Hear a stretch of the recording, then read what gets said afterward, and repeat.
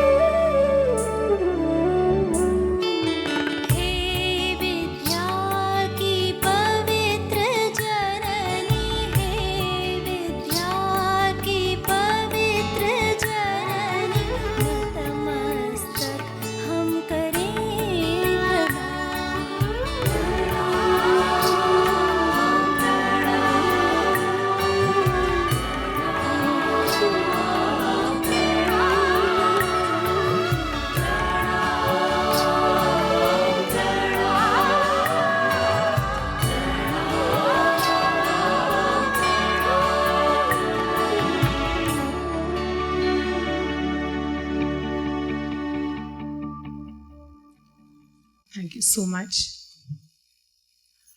For the first session this morning, the inaugural session, may I please invite Professor Shalini Bharat on the dais, Professor Parivelan,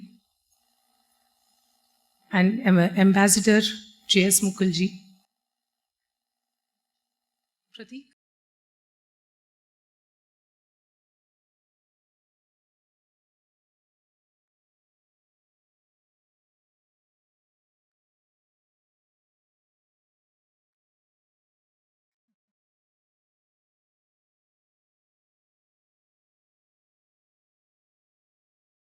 The morning session, may I request Pulkit to welcome Ambassador J.S. Mukulji with a flower bouquet.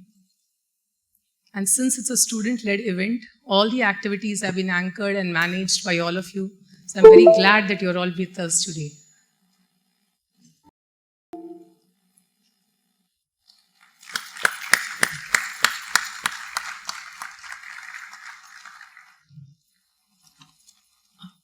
May I request Professor Parivelan to moderate the session, please?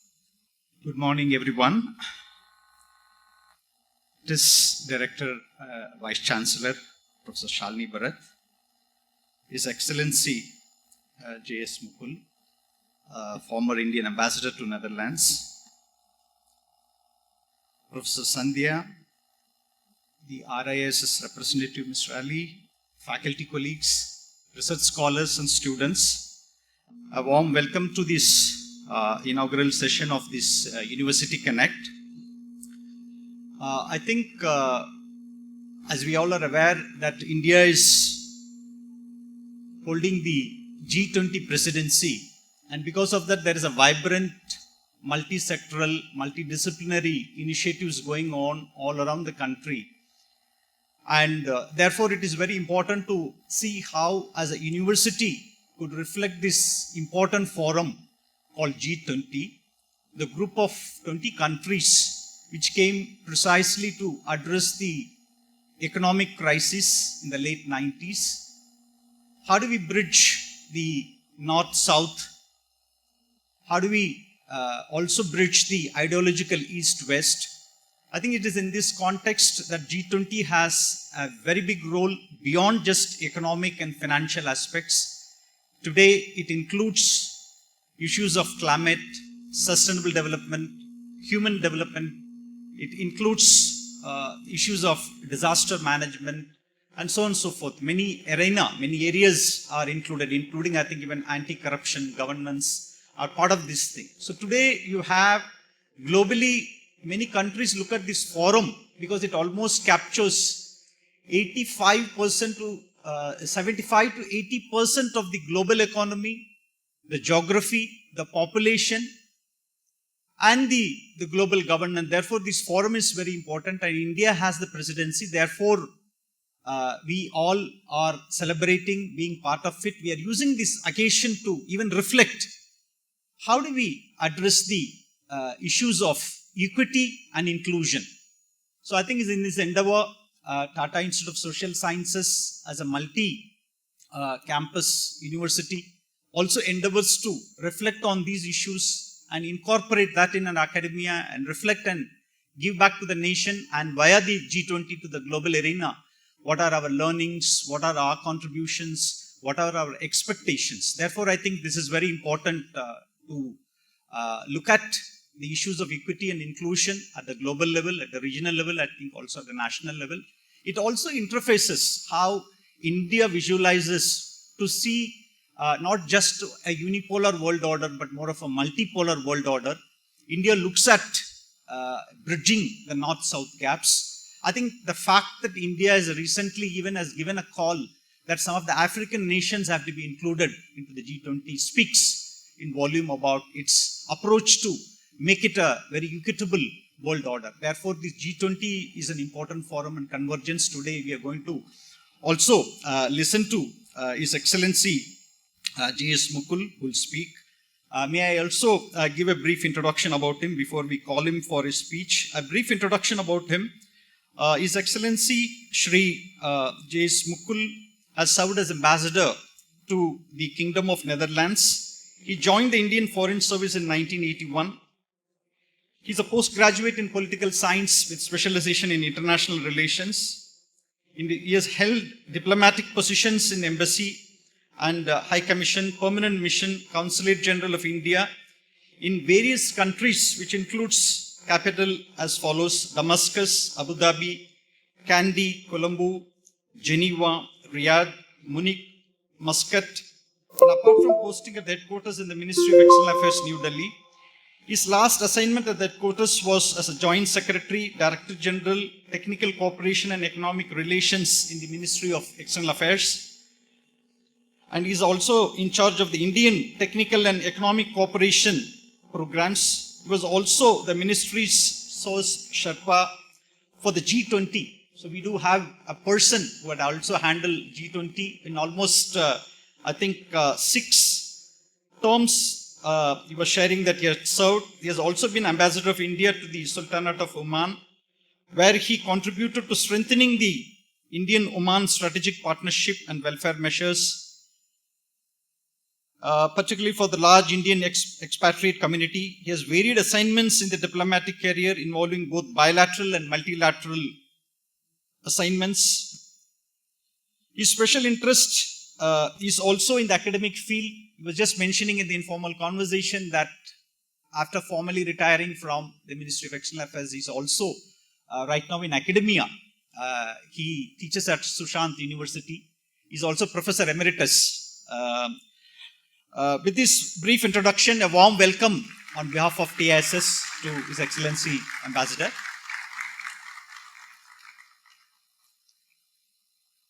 May we also invite our Director, Vice Chancellor, Professor Shalini Bharat, to say a few words of a welcome note, and then we will invite the Ambassador for his keynote address.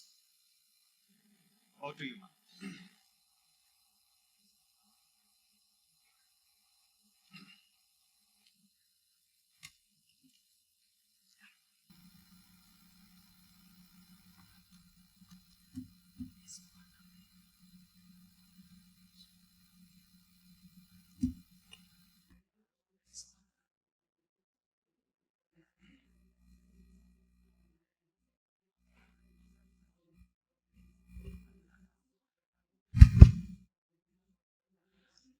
His Excellency Shri J.S. Mukul, former Ambassador to the Netherlands, Professor Sandhya Iyer, Swati Banerjee, Dr. Parivelan, all my other colleagues from the faculty, invited dignitaries, faculty colleagues, and all students from TISS and local colleges who are present in the audience, and all those who are connecting online from our off campuses.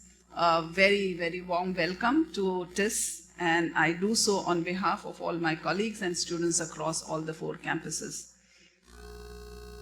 It gives me great pleasure to host this very important event today at the Institute of the G20 University Connect with the theme Life Mission and India's Role in Multilateralism.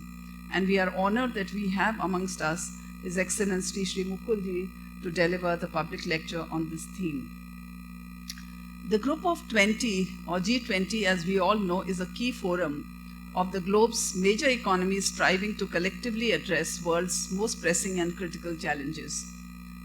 Accounting for 2/3 of the world's population, 80% of world's economic output, and 75% of the trades, the G20 has emerged as a very important forum for strengthening global policy making and solution seeking through creative partnerships. India's presidency of G20 focuses on striving for a just and equitable world order for all, a world that is sustainable, inclusive, growth-oriented, and nurturant. India's presidency has come at a time when we are celebrating the Azadi Ka Amrit Mahotsav, and also at a time when India stands counted among nations that occupy leading position on the global political and economic stage to define the growth trajectory and to find holistic and long-lasting solutions to world's problems. The vision shared by the Honorable Prime Minister, Shri Modi ji, is for India to create a shared global future with a focus on life movement, which aims to promote environmentally conscious practices and a sustainable way of living. The message of the movement that changing individual and community behaviors alone can make a fundamental and significant impact on world's climate and environmental crisis is the mantra of India's presidency. With strong belief in the ancient message of Vasudhaiva Kutumbakam, the world is one family, India is steering the group of nations for finding sustainable solutions collectively and in mutual partnerships for a shared common future. The Tata Institute of Social Sciences, established in 1936 with the vision of creating human service professionals for serving and addressing the needs of the marginalized and the vulnerable in society, through value-based education, applied social science research, evidence-based policy guidance and advocacy, and immersive community engagement practices, continues to uphold that vision. Through various innovative academic programs, both at UG and PG levels, at the PhD levels, TISS keeps the lives and well-being of people in focus, thereby aligning with the India's G20 presidency, which seeks to capture and improve lives and livelihoods and living conditions of not only of humans, but also of the non-human species of the ecology. Each of its nearly 60 courses touch upon one or the other SDGs, thereby drawing constant linkages with issues of climate change, environment sustainability, people's health and well-being, and sustainable livelihoods, green economy, and similar others. For decades, the dominant development paradigm has looked at people merely as actors on the periphery. The lifestyle for the environment or life movement proposed by Government of India has brought back the focus on taking people along in the development process in every way possible. More importantly, not just as passive consumers and users, but as those having an agency of their own and the capacity to participate in every facet of the development process.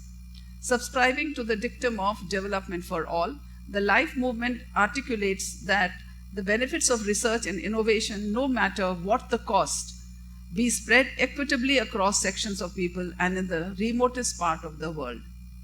It is a painful reality today that even a small dent in the environment in one part of the world can make lives incredibly miserable for people in another remote corner. In such an interconnected and interdependent world, pressing mission life into a global movement has the potential to save our world from further damage and preserve it in a much better shape and condition for our future generations. The question this raises is whether we are working with the right methods and tools, with the right analytical frameworks and skill sets. Can the older norms and systems help us deal with newer challenges? Certainly not. We need to look at much more substantial ways and invest in new age alternatives. Let me recall what Prime Minister Modi expressed when calling upon the global community of individuals and institutions to drive the life as an international mass movement towards mindful and deliberate utilization instead of mindless and destructive consumption in order to protect and preserve the environment. He shared that mission life puts individual and collective duty on everyone to live a life that is in tune with Earth and does not harm it. Those who practice such a lifestyle are recognized as pro-planet people under the life movement. So the underlying point is that it's time to change the way we think, we live, and the way we do business. It is in this context that universities like TISS assume special significance. Over the last 87 years, TISS has been imparting education, producing knowledge, impacting policy, and undertaking advocacy while upholding secular ethics and values for strengthening lives for now and the future. The roundtable and the public lecture and the SDG panel discussions that have been planned at this event today will bring in those tangible pointers on which evidence on social innovation, innovative practices, and innovative partnerships have already been worked on. Here at TISS, we have mainstreamed the same as modules within our teaching programs. In many ways, we can say that TISS has moved several steps forward in making it a reality. And hence, not taking more time, I would like to conclude and say that we all look forward to the day's deliberations and outcomes, and I hope you all have a very fruitful time today with us here. Best wishes and thank you for your patience.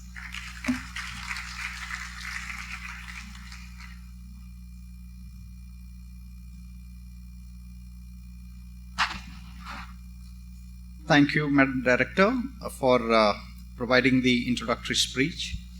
Now, may we invite His Excellency Ambassador J.S. Mukul for the special lecture on India's presidency of G20, please.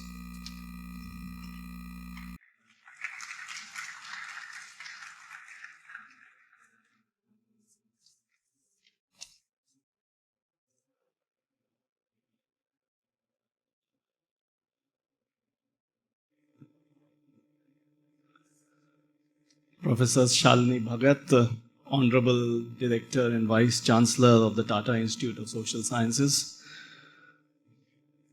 Professor Parivelan, and thank you, Professor, for that very generous introduction, Professor Sandhya Iyer, Mr. Syed Ali, representative from RIS, faculty members, and dear students from all the 4 campuses of this university. Namaskar and a very good morning to all of you.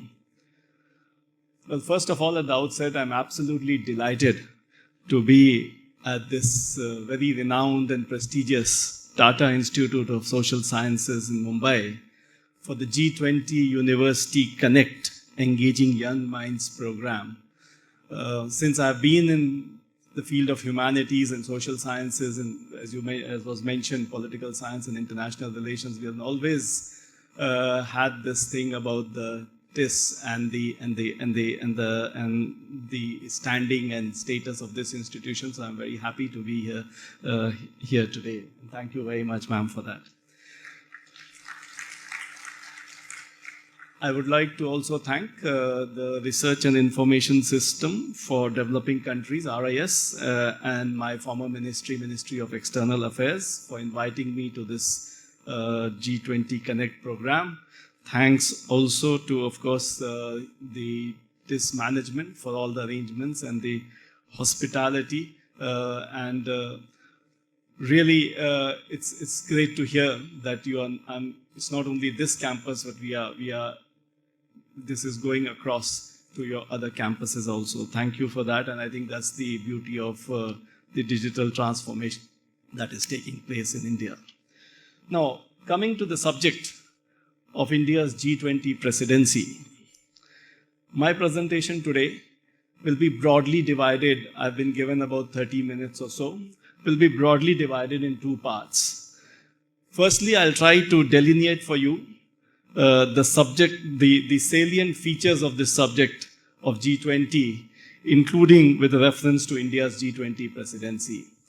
And in the second part, I will focus closely on the priorities of India's G20 presidency and how do we see this going forward.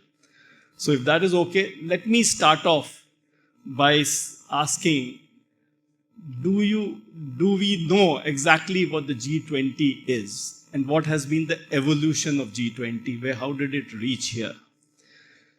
Actually, it was in the 1970s when the developed countries, 7 of them, set up the G7, USA, Canada, UK, Germany, Italy, France, and Japan, set up the G7 so as to tackle so as to bring together the most advanced economies and leading industrial nations to tackle global trade and the pervasive and cross-cutting issues and the global crises that were happening. So this was the origin of the Can you trace the origin of the G20 to? In 1997 actually it was, 97 to 2014, they also incorporated Russia before the problem started. So G7 became the G8. So we generally talk of the G7 and the G8. In 1999, these developed countries, the G7 and G8, realized that they were not able to handle the crisis on their own. They needed the developing or the emerging economies. And you had many crises in the 1990s, particularly the Southeast Asian crisis. There was a Russian problem. There were also some problems in Mexico, etc. So therefore, they established the G20, but at the level of finance ministers, because mainly this was dealing with finance crisis and the economic crisis, at the finance minister and the central bank governor's level, the Reserve Bank governor in our case. But even this, by 2008, was found to be inadequate. When we had the global economic and financial crisis, what is commonly known as the Great Recession of 2008, this G20 was upgraded to become to the heads of state government level, which it is today. That's why we call it the summit. So this was upgraded in 2008 at the first G20 Washington summit. In the third summit at Pittsburgh, it was anointed as the premier forum for international economic cooperation. So from the developed country perspective, this has been the evolution. This is the way it has reached to where it is. But the evolution, if you look at it from the emerging markets or the developing country perspective, that is including India, has been slightly different. Now, traditionally, the bread and butter of foreign policy or diplomacy or diplomatic relations are the bilateral relations. But in addition to that, these are always supplemented and complemented by what we call regional and multilateral fora or groupings. So, naturally, developing countries have had their own groupings of countries, the G77, NAM more on the political side, a smaller grouping of the G15, etc. And typically, all these groupings, if you look at in the larger picture, have addressed two kinds of issues. One is South-South cooperation, which is cooperation among themselves, among the developing and emerging. And the other is the North-South dialogue. That is trying to engage the developed countries. Now, with regard to the first one, there's no problem. It is cooperation among ourselves, the developing, so that was going on fine. But it was a challenge to engage the North. In fact, sometimes we barely, when the G15 communique went, they barely got an acknowledgement, sometimes not even that. So the situation was not very satisfactory. In fact, it was very unsatisfactory. Sometimes, in the interim, what happened, the G7 and G8 started inviting the bigger of the emerging. China, India, Brazil, South Africa, Mexico, the G5, to some of their meetings on the sidelines of the G7, G8. So that is generally known as the Heiligendamm-L'Aquila process, the G8, the G7, and that continued for up to 2008, etc. When, as I said, the G20 came into its own. It is interesting that it took the crisis of 2008 for them to realize that for the North to realize that they needed to engage with the largest economies or the emerging markets on an equal basis. Therefore, in 2008, it was the first time that developing countries and emerging economies got a place at the high table. And the rest, as they say, is history. So that is the basic evolution of how the G20 has come about. But I think it's important for countries, the developing countries and the emerging economies who are members of the G20 today, to always remember the other developing countries which are not members of the G20. We cannot forget them. They have been with us for all this time. And hold this thought, because we'll come back to this global south when I come to India's priorities.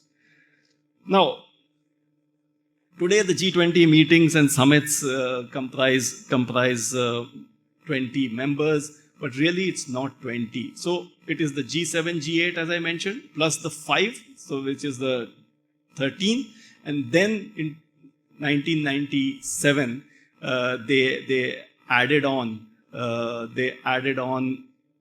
Mexico, Argentina from Latin America, Saudi Arabia and Turkey, Australia, Indonesia, and ROK, and plus, of course, the European Union, so that makes the 20. But really, it's not just the 20 on the table. You have Spain as a permanent invitee. You have 11 international organizations which are always present at these summit meetings. And the 11 are United Nations, the 2 Bretton Woods institutions, World Bank and IMF, WTO, ILO, WHO, the Financial Stability Board, the OECD, and then you have the African Union and the AU, ODA, NEPAD, and then the ASEAN. So actually these 11 are always there. So 20 plus Spain 21 plus 11, That brings us to 32. And then the host countries have their own guests. And India, as its presidency, has invited the largest number of guests. We have actually 8 of them.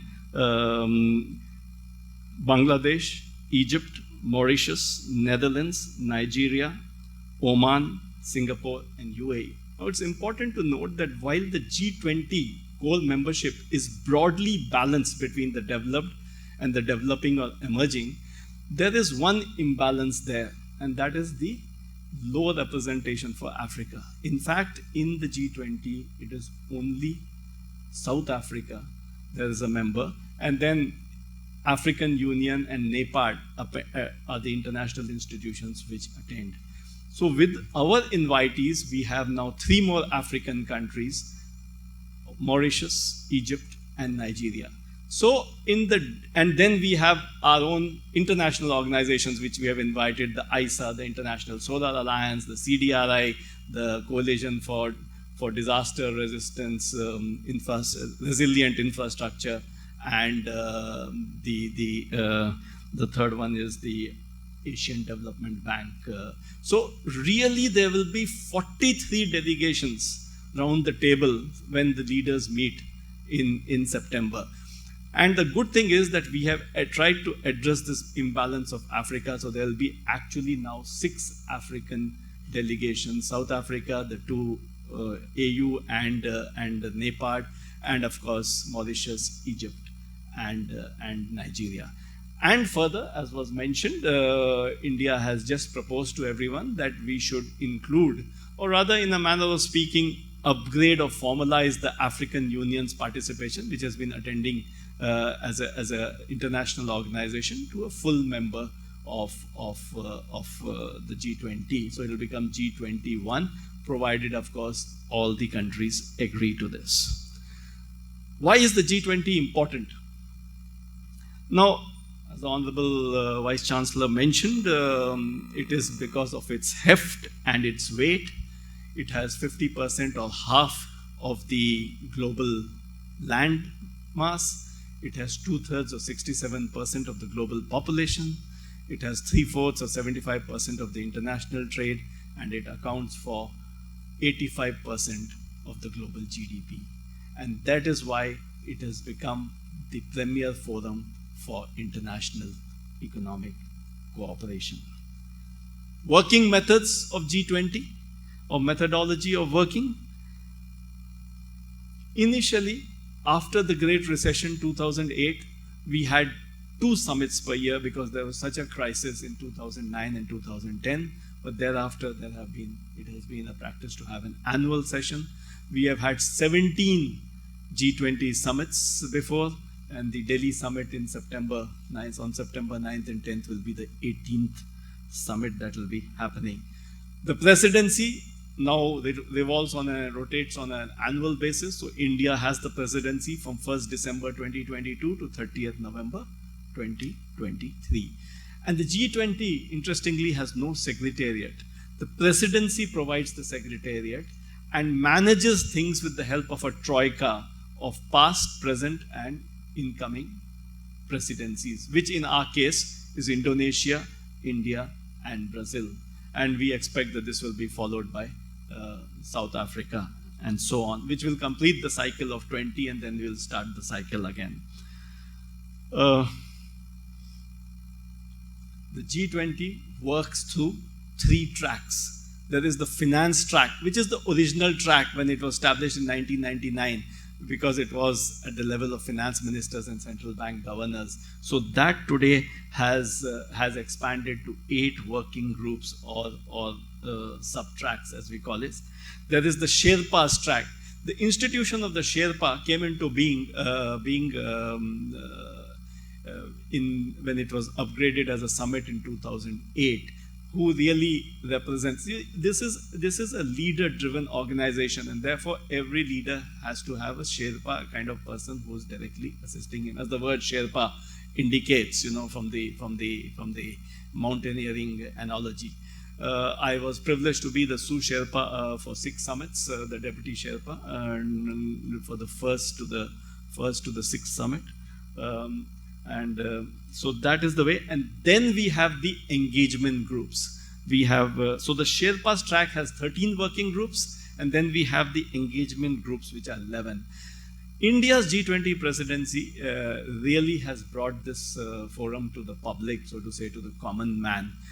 In fact, you see the cities are plastered, even not just the metros, Delhi, Mumbai, etc., but even smaller places are plastered with G20.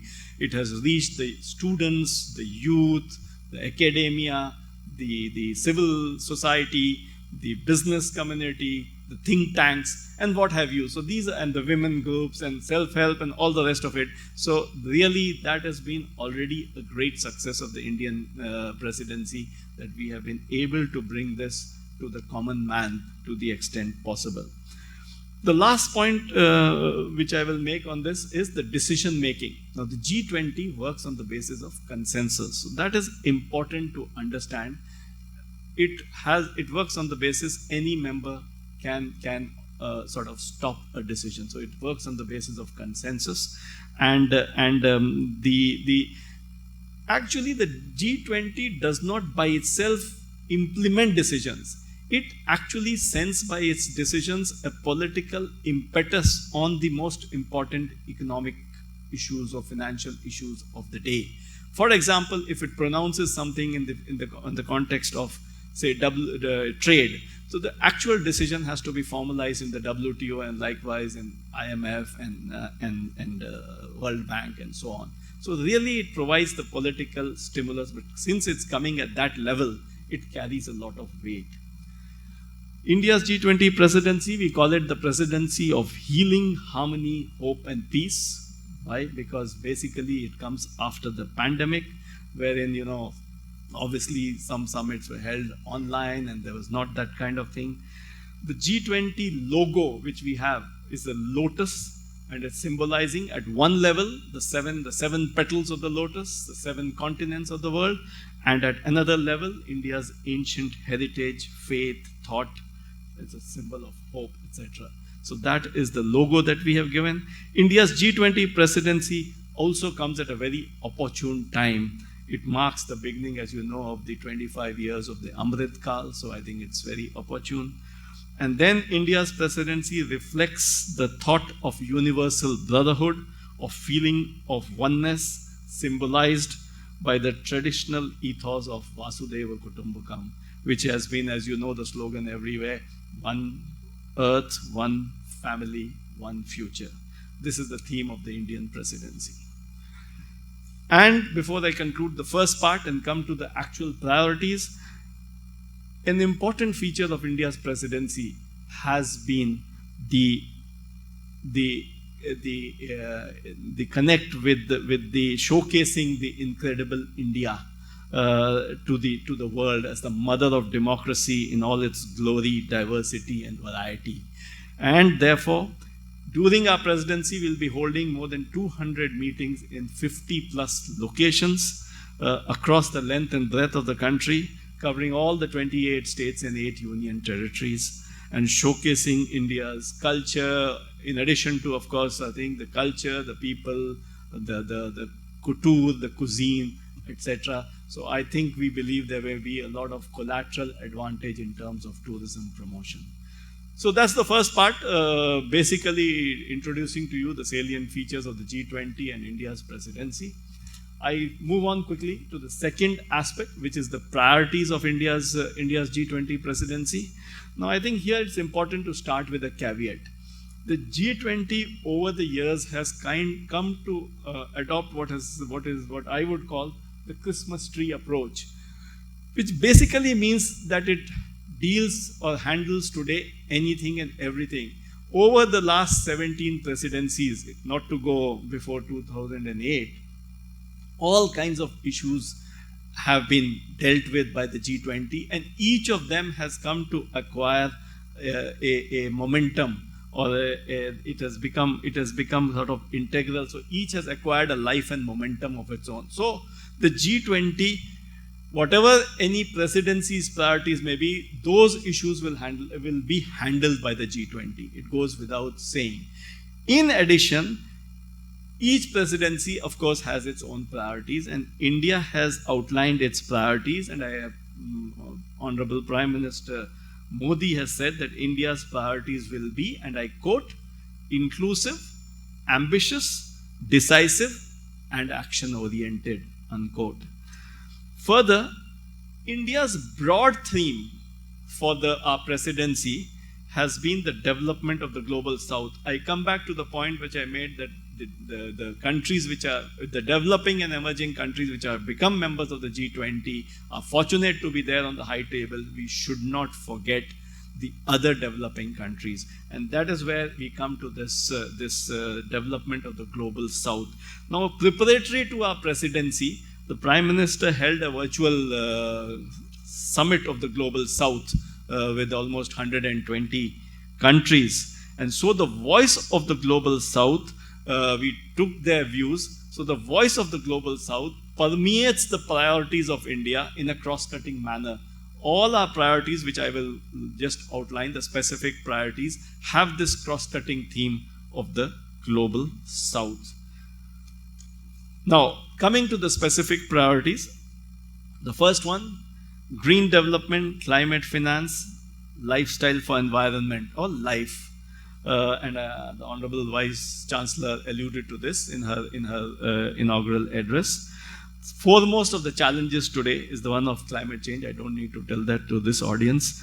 Developing countries of the global south require both adaptation and mitigation support in terms of technology and finance. So just to give some examples, climate change will focus on climate financing. Example, the developed countries to deliver on their promise of providing $100 billion per year and technology, ensuring, as we know, they have not been fulfilling this. They have to provide this since 2020 every year. They have not been fulfilling the promise. So ensuring just energy transitions for developing countries, or what has come to be known as climate justice. So this is the foremost priority. Linked to this, of course, is the lifestyle for environment, or LIFE, which focuses on environmentally sustainable and responsible choices, both at the individual, national, and global levels for a cleaner, greener, bluer future.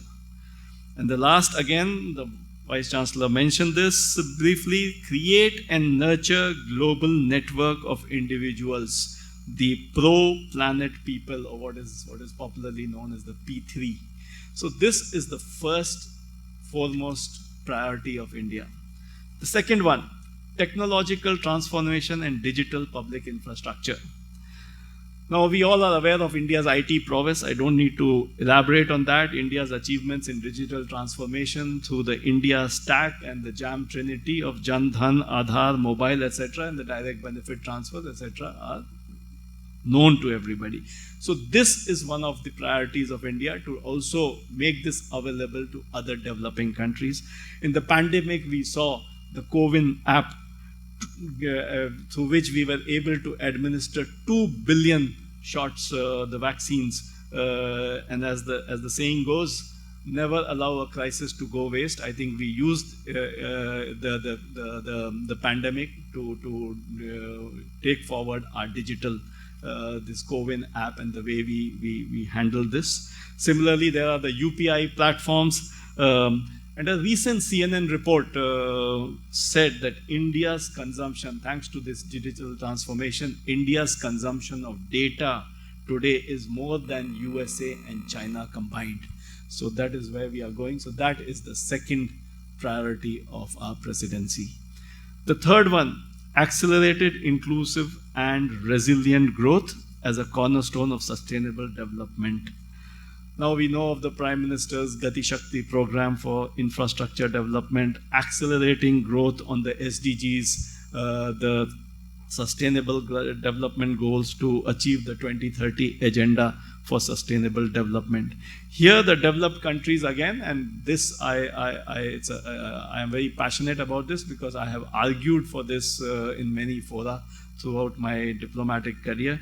Developed countries need to fulfill their commitment of providing 0.7% of the GDP as ODA, Official Development Assistance. And as you know, none of them is doing it, or maybe one or two Scandinavian countries have done it or are doing it, but really this needs to be addressed, because this is required by the Global South, including for fulfilling their SDG requirements. And as I said, none of the developing countries appears to be meeting this commitment, which is crucial, which is a crucial element, not just for India, but for the entire Global South.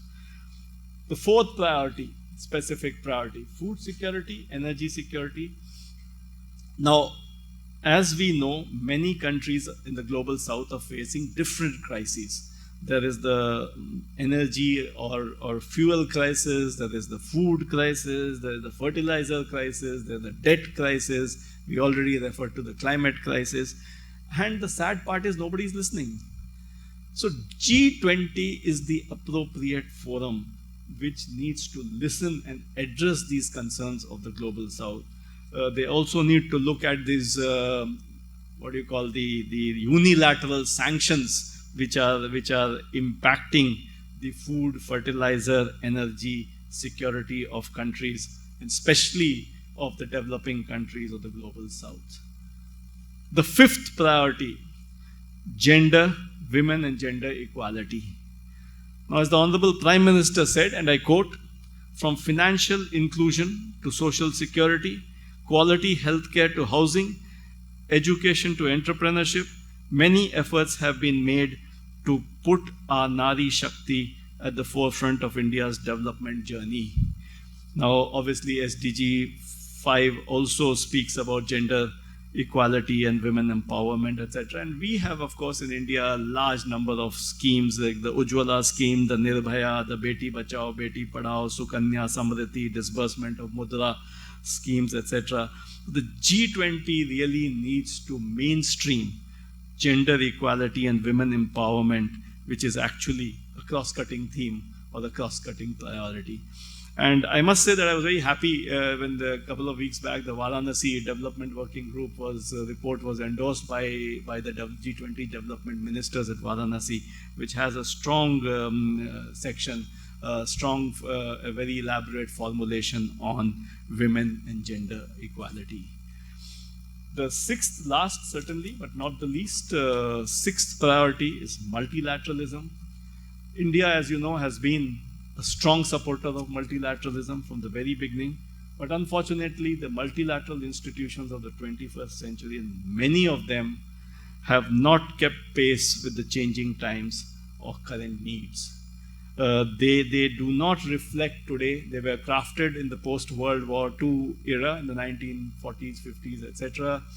They do not today reflect the ground realities, and therefore are crying out for reforms. For example, the United Nations, starting with its UN Security Council and its membership, the permanent and non-permanent board members, the Bretton Woods institutions, World Bank and IMF need quota and voting reforms. The WTO, we know, was dysfunctional and almost paralyzed, and it needs reforms. The WHO came up short during the COVID pandemic. So today, India, and I think the large number of countries, are calling for what is called reformed multilateralism, which is the need of the hour, which is the demand of the Global South, and which is the priority of India's G20 presidency. Now, these six specific priorities with, of course, the Global South I have mentioned, but apart from this, these situations the global situations are dynamic. And therefore, you cannot have fixed priorities. You start your presidency, these are our priorities. They need to also adapt and evolve with time. Please recall that the G20 earned its spurs, so to say, by handling the financial or economic crisis, both in 1999 and then, of course, the Great Recession in 2008.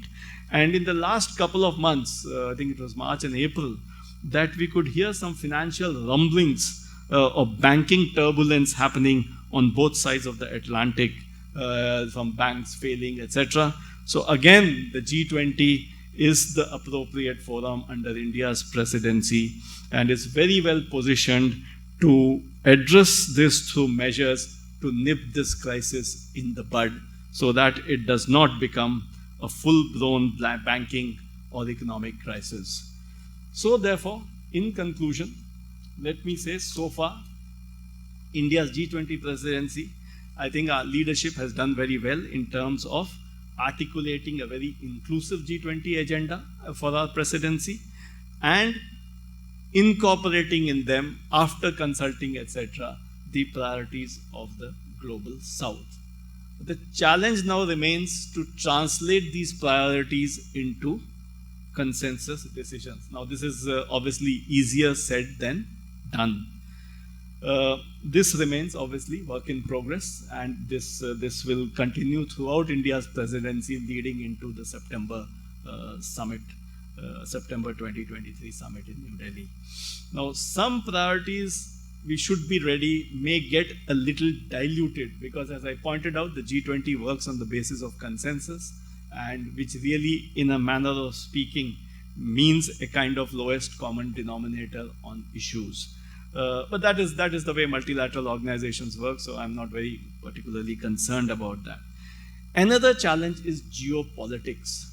Now, this has the potential, issues like Ukraine, for example, have the potential to distract, divert, or even derail the process. The G20, here it's very important that the G20 remains focused on what it is supposed to be. And what it is supposed to be? The premier forum for international economic cooperation. And as the Honorable External Affairs Minister of India said, and I quote, "Let G20 be G20. It should stay there, refocus there," unquote. We should not try to solve all the problems of the world. So that is the message. India, fortunately, has some advantages. It brings value to the table as its presidency, thanks to our strategic autonomy and earlier non-alignment, multi-alignment, all-alignment, etc. India is in a position to talk to everyone.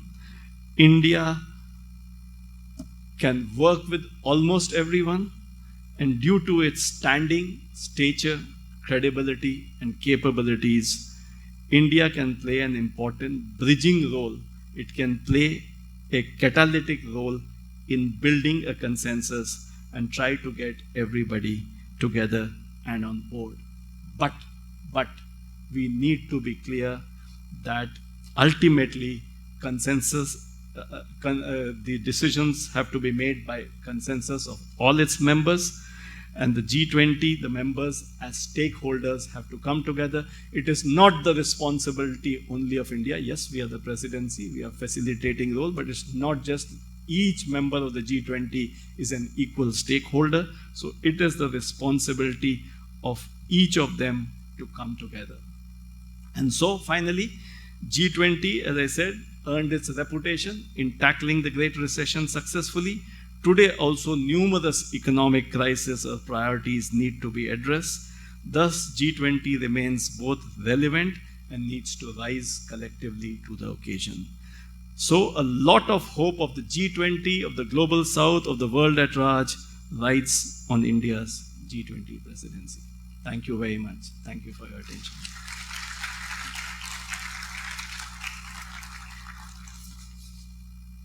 I'll be happy to take if there are any questions. Thank you.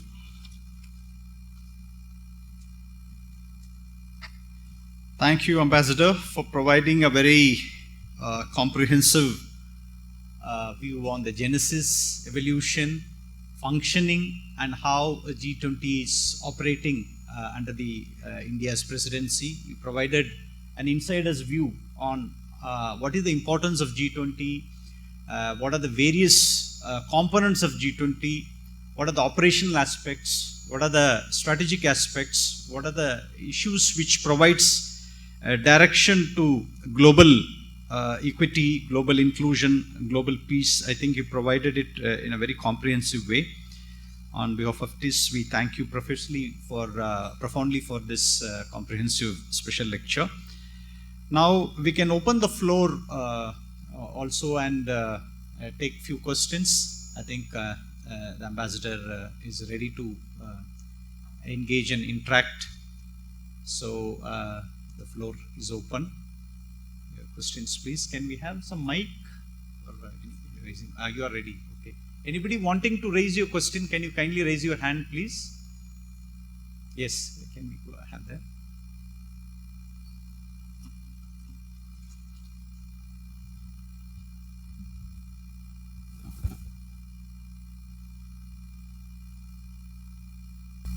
Yeah, please go ahead.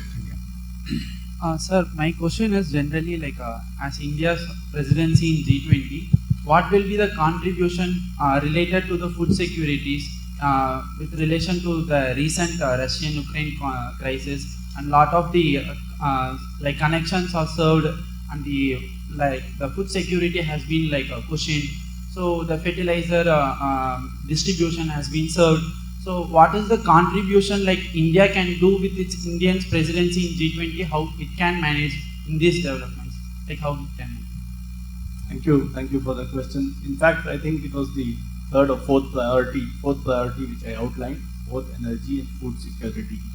And therein, if you refer to the Ukraine, I said that unilateral sanctions the G20 needs to address in a way, particularly of course for India also, but really for the global south. There are countries which are highly dependent on food supplies, on energy supplies. Now you have seen that in energy how India has tackled this because unfortunately I don't think we need the food, we are self-sufficient, but in the energy we needed it, and we have clearly outlined our position that India will buy oil, etc. The best oil that is available in the market. So I think that is the way we have gone, because otherwise it would really fuel, there could be shortages, or on the other hand it could fuel inflation with the oil prices kind of shooting up. So I think that point is a priority of the Indian presidency, not just for India, but here the G20 as a voice of articulating the voice of the global south. It is a major priority of India. I have one more question also. Like there are least priorities, like those things you mentioned are main priorities. So accelerating like SDGs which were mentioned by the UN, like the 17 SDGs. So one of them is like I think in 16, access to justice. So I'm from LLM, so I'm asking this question. So access to justice and accelerating certain kind of institutions in the all domain to make the other people like vulnerable communities to access the justice is also one of the SDGs in like in 16 I think. So what are the contribution that can India think about it, and what it can make as its presidential things? So what can India do? Again, in the second priority which was mentioned, it is the third one. Accelerated, inclusive, resilient growth as a cornerstone of sustainable development. All SDGs are being addressed there. Yeah, we have not listed out all 17, but actually, and in the beginning I said, G20 has come to acquire what I would call a Christmas tree approach. All the issues are being addressed. Just to take an example, the CAC, the Convention Against Corruption, was a G20 achievement where it has been there, but many countries were not signing it, including India, which we signed it after it became a G20 priority at that time. So all the 17, 2030, the global agenda of 2030 agenda is very much a priority subsumed under sustainable development in the SDGs. So I'm sure I don't have any specific thing on SDG 16, but I'm sure that is also very much part of the Indian priority going forward. Can we move on? Anybody else wants to raise a question? Can you raise your hand, please? Here. Hello. Okay. Hi, sir. We have a few questions in the chat box from other campuses. Yes, please go ahead. So I'll just start. Pavan Rajput has asked, since the talks of reforming UN have been happening for some time, are there other approaches to make the world multilateral? No, as I understand the question, the multilateralism, and today reformed multilateralism is very much a priority of India's presidency in the G20. Now that is obviously UN is at the top of that, and in the UN it is the Security Council reform that we are looking at, particularly in the both in the permanent and non-permanent members. When the student or the questioner is saying if there are any other approaches, basically, I mean, the G20 is not trying to replace any organization. I think let's be very clear on that. What the G20 does is, as I pointed out, was try to send political impulses on the main issues that are there on the table of different organizations, and that is the way it works. So if it's a decision coming from the leaders of the G20, and we have seen what kind of weight they hold, of course it will go to the final decision on UN reform or whichever multilateral reform has to be taken within that organization. But yes, the G20 is very closely focused on this, on generally reform of the multilateral institutions of multilateralism, and today that's why we are talking only of reformed multilateralism. Not just the UN, I mean, WHO came up, as I said, very short during the pandemic, and we realized the kind of problems the WHO has, and they're talking of reforms there. The reform quota system, voting system of the World Bank, the IMF has been pending for a long time.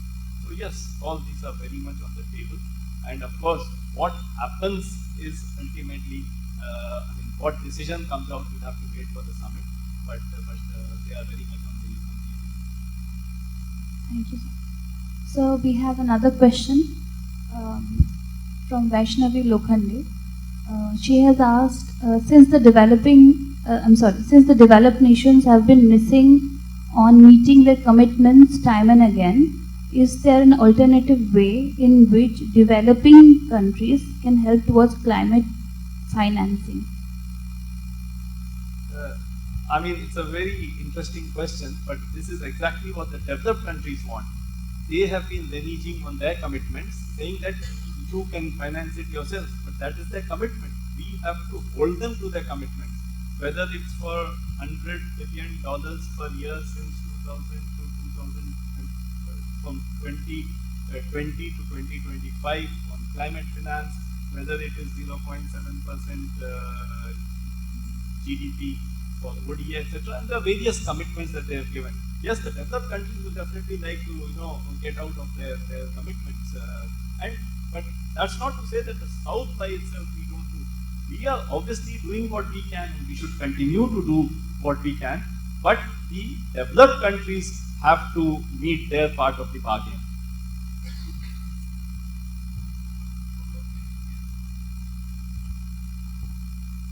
Pranam sir. So we have witnessed more and more protectionism, like the small groupings among the nations or bilateral relations, especially after COVID-19, Russia-Ukraine war, and recently the China's assertion. So how the big grouping where developed plus developing countries, they are coming together under G20. Grouping like G20 will address this protectionism, sir. No, you're absolutely right. The crises of 1999 and 2008 are a good example when the Great Recession happened. And even in the 1930s, the Great Depression, they were all the protectionism or the tendencies which came about were very, very serious. And obviously these need to be addressed, and that is where the artificial things like the unilateral sanctions and others don't work. And that is the whole idea. When we say address food crisis, energy crisis, fertilizer crisis, debt crisis, and climate crisis, this is exactly the idea to keep the so to say protectionist barriers low, and that's where the reform of the WTO and others are being talked of. So absolutely right. It doesn't help, but the idea is how do you do this? The only way is to build a consensus that there will be no protectionism, and I think G20 is an excellent forum for doing that. Thank you, sir.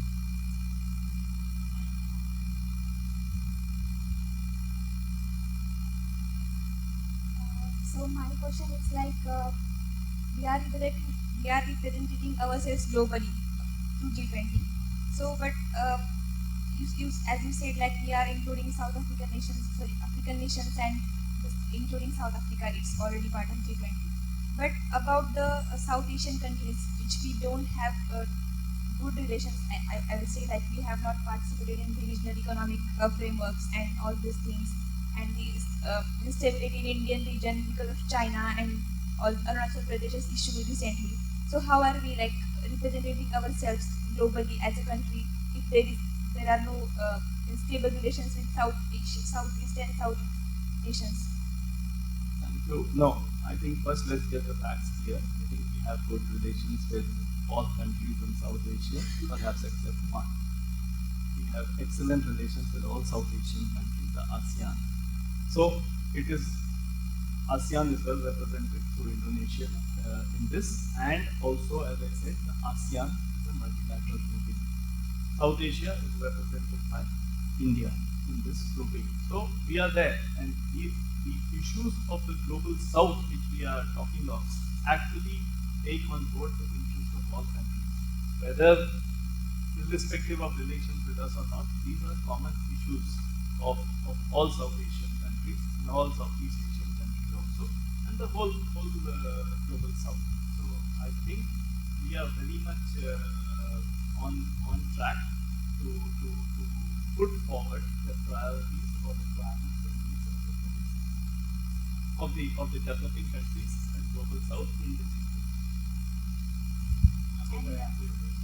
The one more question is like we represent ourselves as mother of democracy, and so like nearby there are like Myanmar thing, and Pakistan is also like it's democratic but partially democratic. So how we are like representing ourselves globally as a mother of democracy?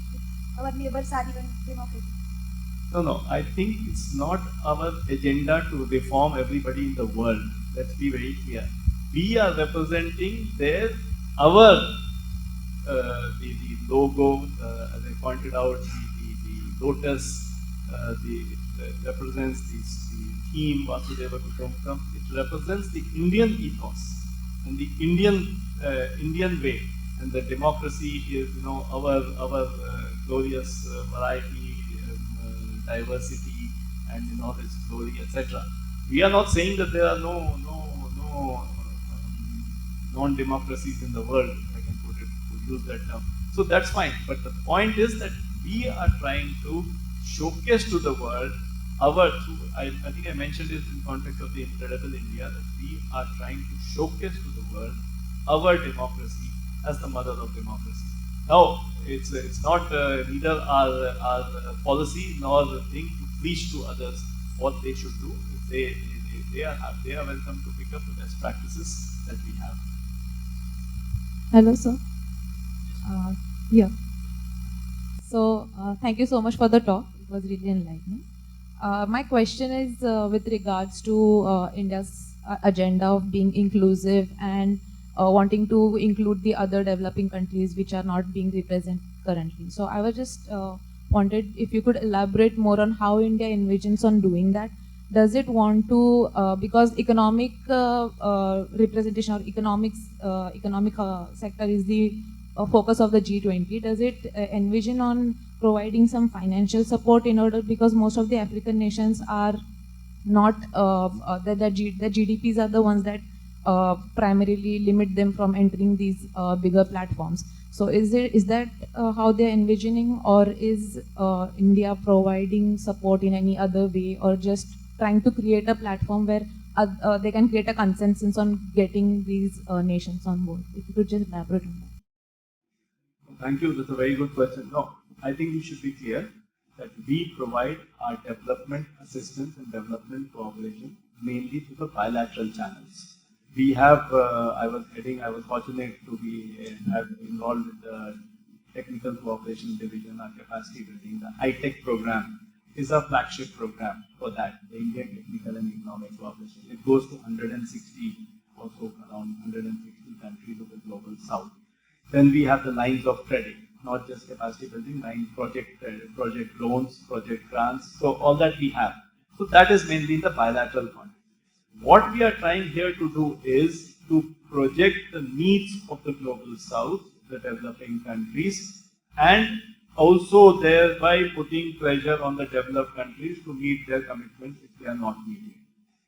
G20 per se is not a funding agency, it's not a funding organization. So there is no direct funding being provided by G20, but it's trying to give the political signal to these things, develop a consensus that yes, on climate change or for climate justice, and mainly it goes to the developing of the country to the global south, that you please meet your commitments. That's all. We are not asking them for anything extra. We just first want them to meet their commitment which they have made. So that I think is the way it's panning out. Yes. Good afternoon, sir. So, like in the recent years, Government of India has placed a lot of emphasis in strengthening digital public infrastructure, and India is equally vulnerable to the vagaries of climate change. So, my question is that, what are the upcoming steps taken by the Indian government to mitigate and adapt to the vagaries of climate change with the help of digital public infrastructure? No. What we are doing domestically is a separate question, and we pointed out the various successes that we have had on the digital transformation within the country, whether it's the JAM Trinity, whether it's the CoWIN app, whether it's the UPI platforms, and the data consumption, etc. What in the G20 we are trying to do is that we are offering some of these digital solutions. So this, what we have done here, the examples of best practices to others to take it up. It is really for them. And in fact, a lot of countries have already evinced interest in both the CoWIN app, the CoWIN app, how we manage it, also in our Aadhaar system of digital authentication that we have. And so earlier, you know that I don't know whether it's digital, but certainly the electronic voting machines are a big hit in many developing countries, and they are looking up to that to our election commission to provide them both the technical assistance and also the way the Indian election system has evolved and has been able to without any controversy, unlike in some of the other democracies that we see. So these are the kind of things that we are now kind of bringing to the fore, that these are there. It's for countries to decide. Of course, what terms they will be, those are of course the next thing, but at least these are being showcased as this, and the fact that we have been so successful in addressing many of the challenges of our poverty, of our development and things through the digital transformation is then something that is on the table for others to take. Another question. Okay, can you just be brief? Just let this be the last question because we're running short of time. Yeah, make it very brief, please. As we know, we have only one African country in the G20, and this time as India is calling many African countries to in India. Why not in the previous summits there were, because Africa was there from very past, why not in the previous summits there were more African nations? Why only in this summit? Actually, that's a question to be asked to the others, why they did not. I mean, India has been conscious, we have been conscious of this, and we have invited. So there is South Africa, there will be Comoros representing AU, and there will be Rwanda, I think representing Nepal, and those three are there. Then we have called Mauritius, Egypt, and Nigeria. So actually, in the Delhi summit, there will be at least 6 African countries, and that is, we have been conscious of it, because then you can also ask the question why the others were not taking up the causes of the global south. So there's no, that is a question not for India to answer, but I think really for the other members to realize why they didn't do it. Like European Union, African Union could be also. Yeah, you're absolutely right. And now, like European Union, we on the same pattern have written, Prime Minister has written to all the G20 members that we want the African Union to be a full member of the G20, though they have always been present there in the room, but to be a full member. It's so, I mean, this is something, not every country has the same sort of thing with regard to Africa or global south. So this is Right. Thank you, sir. I'm sure there are many more questions, but we don't have time right now. We have to conclude the inaugural session. We thank our Professor Shalini Bharat, Director and Vice Chancellor of our institute, for providing the inaugural speech, and we profoundly thank Ambassador Shri Mukul for providing not only an excellent special lecture, but also diverse questions which came up. He had, responded, answered. It's a good engagement. Thank you very much. We'll conclude the inaugural session and move on to the next session. That's a roundtable discussion. I'll hand over to Professor Sandhya Iyer to take forward the next session, please. Thank you.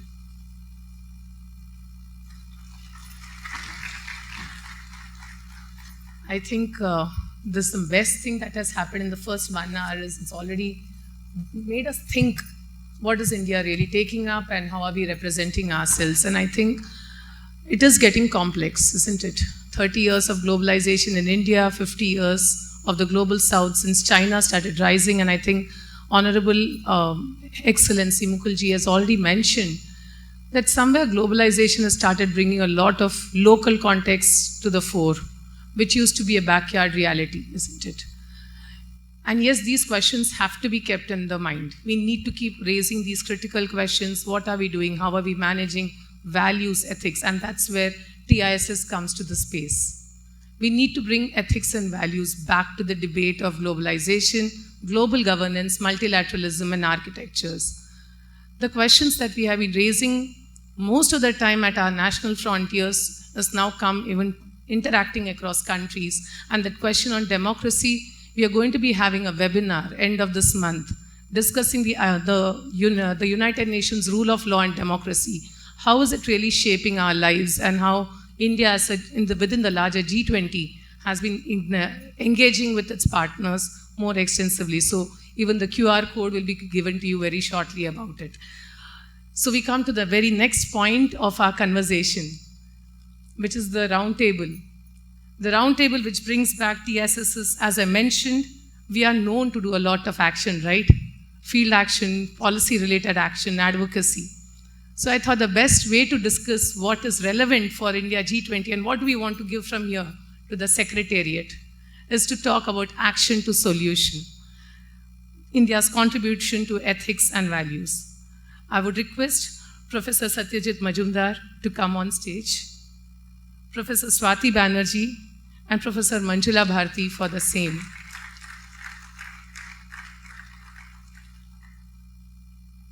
The pointers that become very, very relevant. Ma'am, I'd like you to be over here too. The point that we would like to discuss, and I'd request all of you to be over here for this. The fact is multilateralism is disturbing our enterprises. It has broken the value chains. I think the pandemic, the post-pandemic, the Ukraine-Russia war has broken the global value chains, and our enterprises are becoming fragile. The pandemic has disturbed the community spaces and community well-being. We need to see what are the communities really doing. India is going to be urbanized to the extent of 45% by the end of the SDGs, which is 2030. How is our habitats really working? How are the urbanization questions really challenging us? How do we really engage with policy-making narratives over here? Given the tensions that we have experienced in the last 3 years, I think individuals have got isolated, societies have become more and more fragile. I think the roundtable is going to raise some of the more critical issues in this regard. I request Ambassador Ji to chair this session. Of course, chairing would also mean timekeeping. And yes, as part of the process, we would request the speakers to remain to the point to the extent possible, given the fact that there's a lot of energy to question and answers. We want all of you to raise questions even to us. We are part of you, and right? So TISS has to also be questioned with regard to what are we trying to achieve. So I request the speakers to remain pointed in their initial remarks and also go further with how do they see the transformations taking place. Thank you, sir. Well, thank you very much, Professor Sandhya Iyer, for that. First, let me start by saying this session that I think I've spoken enough through the morning. So I will be very brief in this session. We have with us a very eminent panel of senior professors from TISS who are experts, who are academics and experts in their respective fields regarding which I obviously don't know very much. But I'm absolutely delighted. But on this note, I would also like to compliment TISS that This, I understand, today kicks off a week-long program of G20 activities across your campuses. So my compliments and congratulations on this. I think nothing could be better to get the students, the young students fraternity and all the academics and the faculty to also engage with this. So thank you and congratulations and thank you for that. Okay. Professors are all, I presume, known to you, so they don't need introduction, except to say that they are very eminent in their respective fields. And the roundtable today is a very interesting topic, from action to solution. I think we are all always looking for that. From action to solution, India's contribution to ethics and values for sustainable future. So I think it resonates well with India's priorities also, all sustainability, etc., that we have talked of India's presidency. So I think it's most opportune that we are having this roundtable as a follow-up to the G20 presentation. So first, in the order that we are listed, we will go by that order. First, we have Professor Satyajit Majumdar. Professor Majumdar will be speaking on rise of social entrepreneurship and sustainable production. Again, it has again to do with sustainability, etc. So, Professor, without further ado, it's over to you. 10 minutes. Thanks. Feel privileged to be here, and I'll be specific about the subject, that is social entrepreneurship and sustainable production. And I'll take a little broader view on the sustainable production, where it's not only the product per se, but product and services and the related aspect of it. So let me, since in the audience there would be many who would not sort of be enough informed about how do you define social entrepreneurship. So I'll just quickly do that first. So basically, social, we'll have to understand that we are talking about three things. Actually, social entrepreneur, when we say social entrepreneur, we are referring to the individual who takes responsibility of solving a social problem. And when I say social problem, that also includes economic and environmental problem, but nevertheless a problem which is the pressing need of a society. So that's the individual we are referring to. When we say social entrepreneurship, we are referring the process, the method, or maybe in a broader sense we can say that we are referring the science of doing it. How do you transform some input into output, maybe the production process, service delivery process, etc. And when we say social enterprise is the entity, maybe legal or maybe informal entity, which is created fundamentally by the social entrepreneur and which engages in operationalizing the science of social entrepreneurship. I think that's how we can conceptualize this theme of social entrepreneurship. The question comes when we talk about sustainability. I think often the question being asked is, what needs to be sustained? Is it that we are saying that consumption of resources need to be focused first? Or is it that we are saying that the social impact created by social entrepreneurs need to be sustained? So there is always a different point of view of sustainability. So we can take different views. So I'm not getting into any sort of debate on what need to be sustained, but what I'm saying that always remain a larger question when we say what need to be sustained. So I'll take little limited view and I will quote three examples to sort of say what I want to say, to kind of enforce through the examples. And these examples are coming directly from the three social enterprises with whom we are engaged with. And a couple of them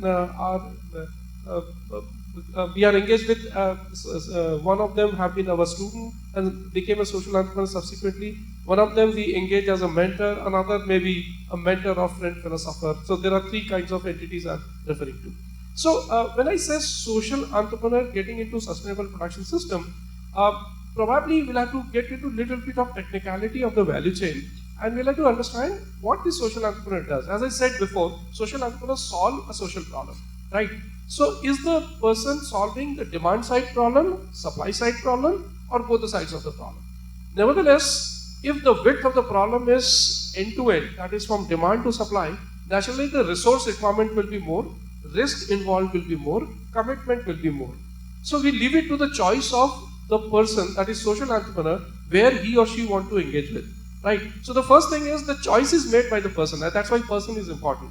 Or maybe it's a group of people, not one individual, maybe a couple of people, or maybe a group of people. So let us assume that we are referring to a case where supply side problem need to be solved. So I'll give an example of one of our alumnus called Mohit Verma, who works in Lucknow with chicken curry artisans. And all of us know that these kind of art and crafts, chicken curry and many others in the country, have serious issues as mechanization happen, and the textile industry has gone more into the modern way of doing the things. So all of us are aware. So I think we know. So what is the societal implication of that? Since the vocation is not remunerative, not many women are interested in pursuing this, but nevertheless there are craftsmen, there are artists who have deep knowledge about this science of chicken curry work, right? So we have knowledge available in the society, but this knowledge is not creating any economic benefit to the set of people, right? So he did a simple thing. He organized a set of such women and set up a kind of mechanism of giving them fashion products, okay, and asking them to produce what they can produce the best, okay. And I'll give you a couple of examples when I use this word, produce the best, okay. And in the process started also understanding the market dynamics. So he became an agent who will organize the supply side and link it to the market. Very, very simple model, which many of them do. So obviously the Fab India, AGO type of people are the customers. So very, very simple thing. Now, there are two issues which we need to look into when we talk about from the sustainable production system. A, are there adequate work all the 24 or 24/7 or 365 days, whatever it may be, okay, depending on the capability of the woman to do work? Yes, it is. So if you look at the market system, it exists, but the supply side need to be organized. And it cannot be done in a factory mode, it has to be done in a community mode. So, and that's what the organization part he has done. He has set up a workplace where women come and work together to do this kind of work. There are two issues he addressed in the process. A, adequate income by this woman. B, when I say adequate income, is also the healthcare. All of us know that chicken curry is a very intricate work. Most of the women lose their eyesight as they grow old. So there are regular eyesight checkups and corrective things like providing spectacles, surgical assistance, and all these things became a part of the assistance provided to the supply side problem. Number one. Number two, there have been, because I had been to this place multiple times, and I've seen there are few kind of what you call stitches which got lost over a period of time, because these are indigenous knowledge. This knowledge is embedded in the society. If these women don't practice this, the knowledge doesn't get transferred to the next generation. So there has to be some meaningful economic work by which this knowledge stays and also grows, right? So he started connecting with the old ladies in the family and saying, do you have any stitch which you think that you would have done in your childhood days, which you are not doing now? In the process, when I met one of such old lady, she has revived 40 stitches. And I knew there are extra 2 or 3 stitches. I never knew that there are so many stitches. And I came to know there are more actually. So this sustainable production system and social enterprise connect, I think that there could be, this model can be a way to think about what could be the science of creating sustainable production system. This is example number one. Now let us assume we are looking at the demand side problem.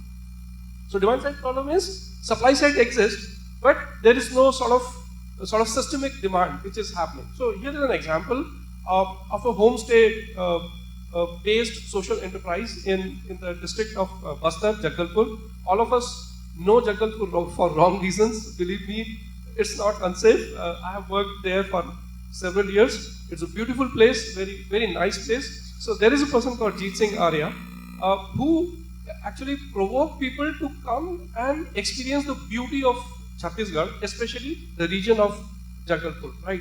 And he did nothing. He provoked people to cook their local food, okay, and revive whatever they do, their own dances, their songs, everything, and create a neat and clean stay place for the people who are campers, who love exploring deep forest, who love exploring river beds, and so on and so forth. Nothing very great, right? So, in the process, the income of this family started increasing, substantially increasing, and B, there is enormous value in terms of creating a marketplace. And now you can see all this TripAdvisor and all these people, these are the marketplace, right? Virtual marketplace. All these kind of things are being talked about, right? So here is supply side exists, but the demand was kind of need to be create some stimulus to sort of engage in the demand side. And there could be example of both of them. On sustainability, my last example, which need to be thought through, and this would be my argument before this forum, there are a lot of indigenous knowledge which exists in the society, which we think that need to be created through different scientific mechanisms. I'm not against the modern science or modern technology. I'm not debating on that. What I'm saying, a lot of science and technology existent in the society, in the local language, in the vernacular language, probably in a language which probably me and you don't follow. So probably there is no proper English word for those knowledges. So we have been working with a group of farmers, and they are kind of friend philosopher guide for us in the district of Jhabua in Madhya Pradesh. So they work. All of us know these tribals have very deep indigenous knowledge, indigenous practices. I think sustainable practices. I'm just giving one example because I know in the interest of time I should not speak beyond this. There is a concept in Jhabua. I'm referring the Bhil tribe there, called Matavan. Matavan, everything is linked to some kind of belief, okay, which has got sustainable impact. So they talk about 5 J: Jal, Jameen, Jeevan, Jangal, Janwar, right? So, and that's what sustainable development is all about. You just read the 17 goals. They are talked these, okay. And so these things are a part of the culture since ages, right? So I'm just referring one which is called Matavan. Matavan means there is a region in the village where they will plant tea, they will nurture tree, they will provide water, they will do everything, but nobody will take away anything from that small forest area. Okay, they feel that, and we talk about sustainable forestry here, right? And it's a part of the culture. So they call it as a Matavan. That is a mother forest. It's a mother land and mother forest, and mother never has to be exploited. We go and serve the mother, right? And that's what the Matavan. Can you imagine? Every village has such big area of Matavan. So the forest is created by the community participants. So precisely when we talk about production system, I think my last argument would be not to ignore the indigenous knowledge, put it as a part of the value chain, and I think we can look at the demand side issues, supply side issues, technology come very handy, and try to integrate the system, and probably the agency or the agent who does this is probably the social entrepreneur. And I'm not claiming that social entrepreneurs should take all the moral responsibility of doing everything for sustainable development. There could be other agencies also. But social entrepreneurship could be one method of doing it. Thank you very much. Thank you very much, Professor. What an interesting presentation. In 10 minutes, summarizing what a social entrepreneur could do for sustainable production system, and with excellent examples from the demand side of chicken curry, the supply side of Jangalpur, and on the traditional, on the sustainability side for Matavan, etc. Thank you very much. I'm sure we all learned a lot from that. The floor, we have the questions at the end, so we'll continue with the presentation. The next presentation is by Professor and I'm very happy that she will be talking of fostering communities and collectivities for a secure future. Again, I think a very relevant topic which sort of cuts across in terms of urbanization and all that we have. Professor Banerjee, 10 minutes.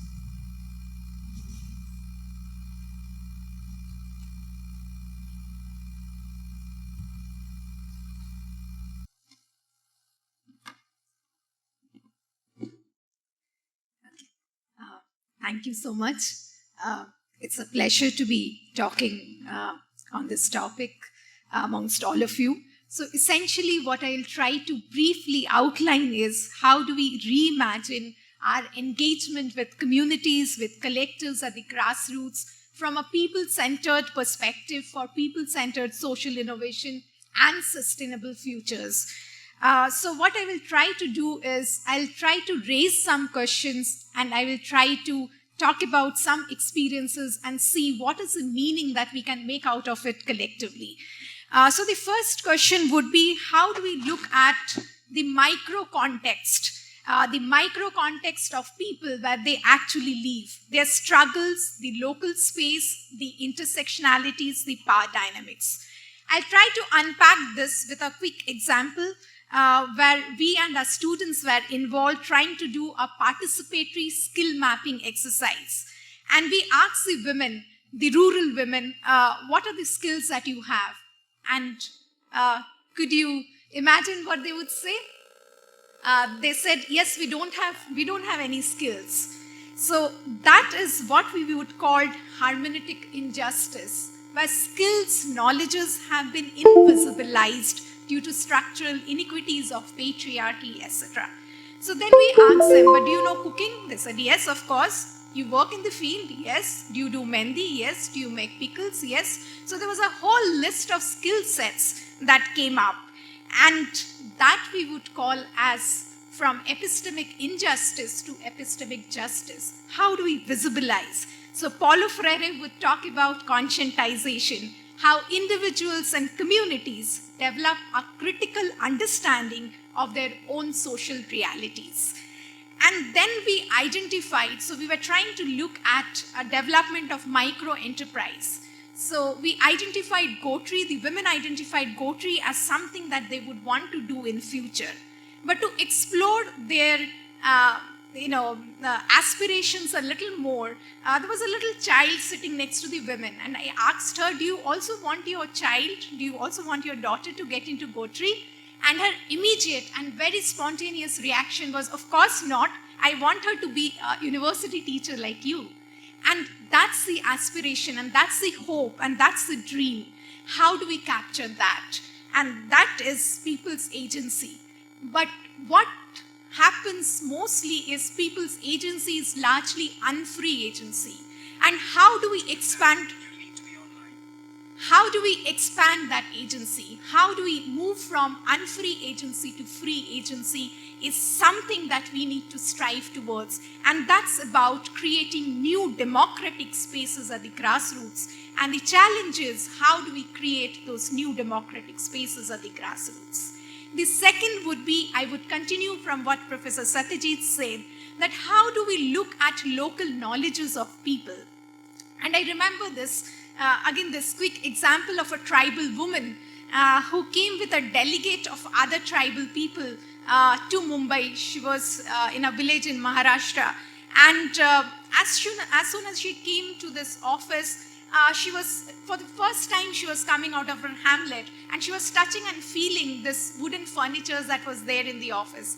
And then finally, when she went to this official's room, and they were said, why are you here again? You're destroying the forest, etc., etc. And this tribal woman, supposedly illiterate, said, yes, so far we were also thinking where our forests are disappearing. India. But today when I came to your office, I actually know that our forests are moving away from our homes to your office. And that's the analysis, and that's the knowledge. So Boaventura de Souza, a post-development theorist, talks about these new knowledges as ecologies of knowledges, the new emergences. How do we give voice to these new emergences, not only in our practice, but also in our policy? And that is, I think, one important thing that we need to think about. The third question, how do we therefore ensure people's participation and engagement? And participation, engagement, empowerment, these are all today becoming words. How do we repoliticize it? Move away from the jargons and repoliticize. How do we create newer actor networks? There are a lot of these networks, self-help groups, farmers collectives, etc., etc. How do we re-emphasize that? There are many such examples that all of you would have come across. One example in Madhya Pradesh, there is this organization, Dignity and Design.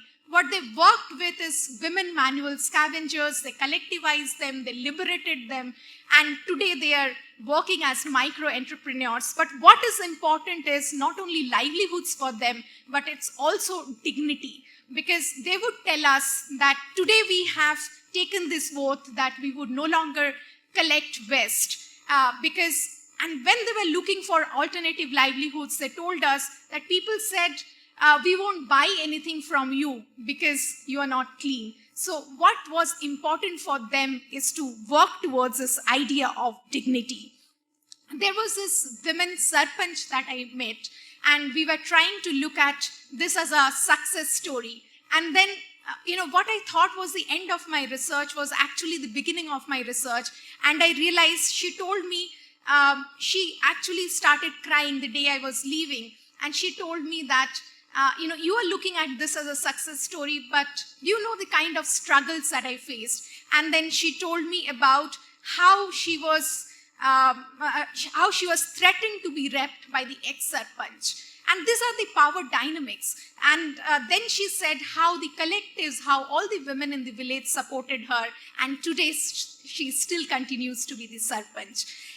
These are the power dynamics at the community level that we need to understand, without which there won't be real empowerment, there won't be real participation. And today that calls for newer skills, skills of listening to people, skills of empathy, participatory methodologies, so that we are able to get the voices of people that matters, because otherwise it would still continue to be a top-down development.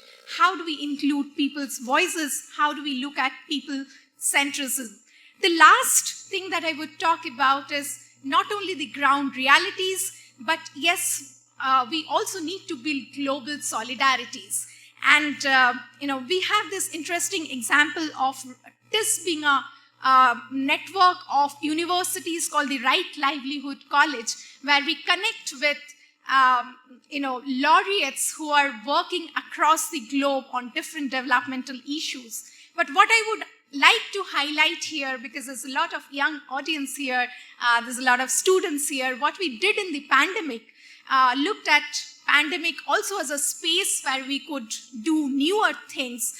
And we co-taught a course with University of California and Santa Cruz and TISS.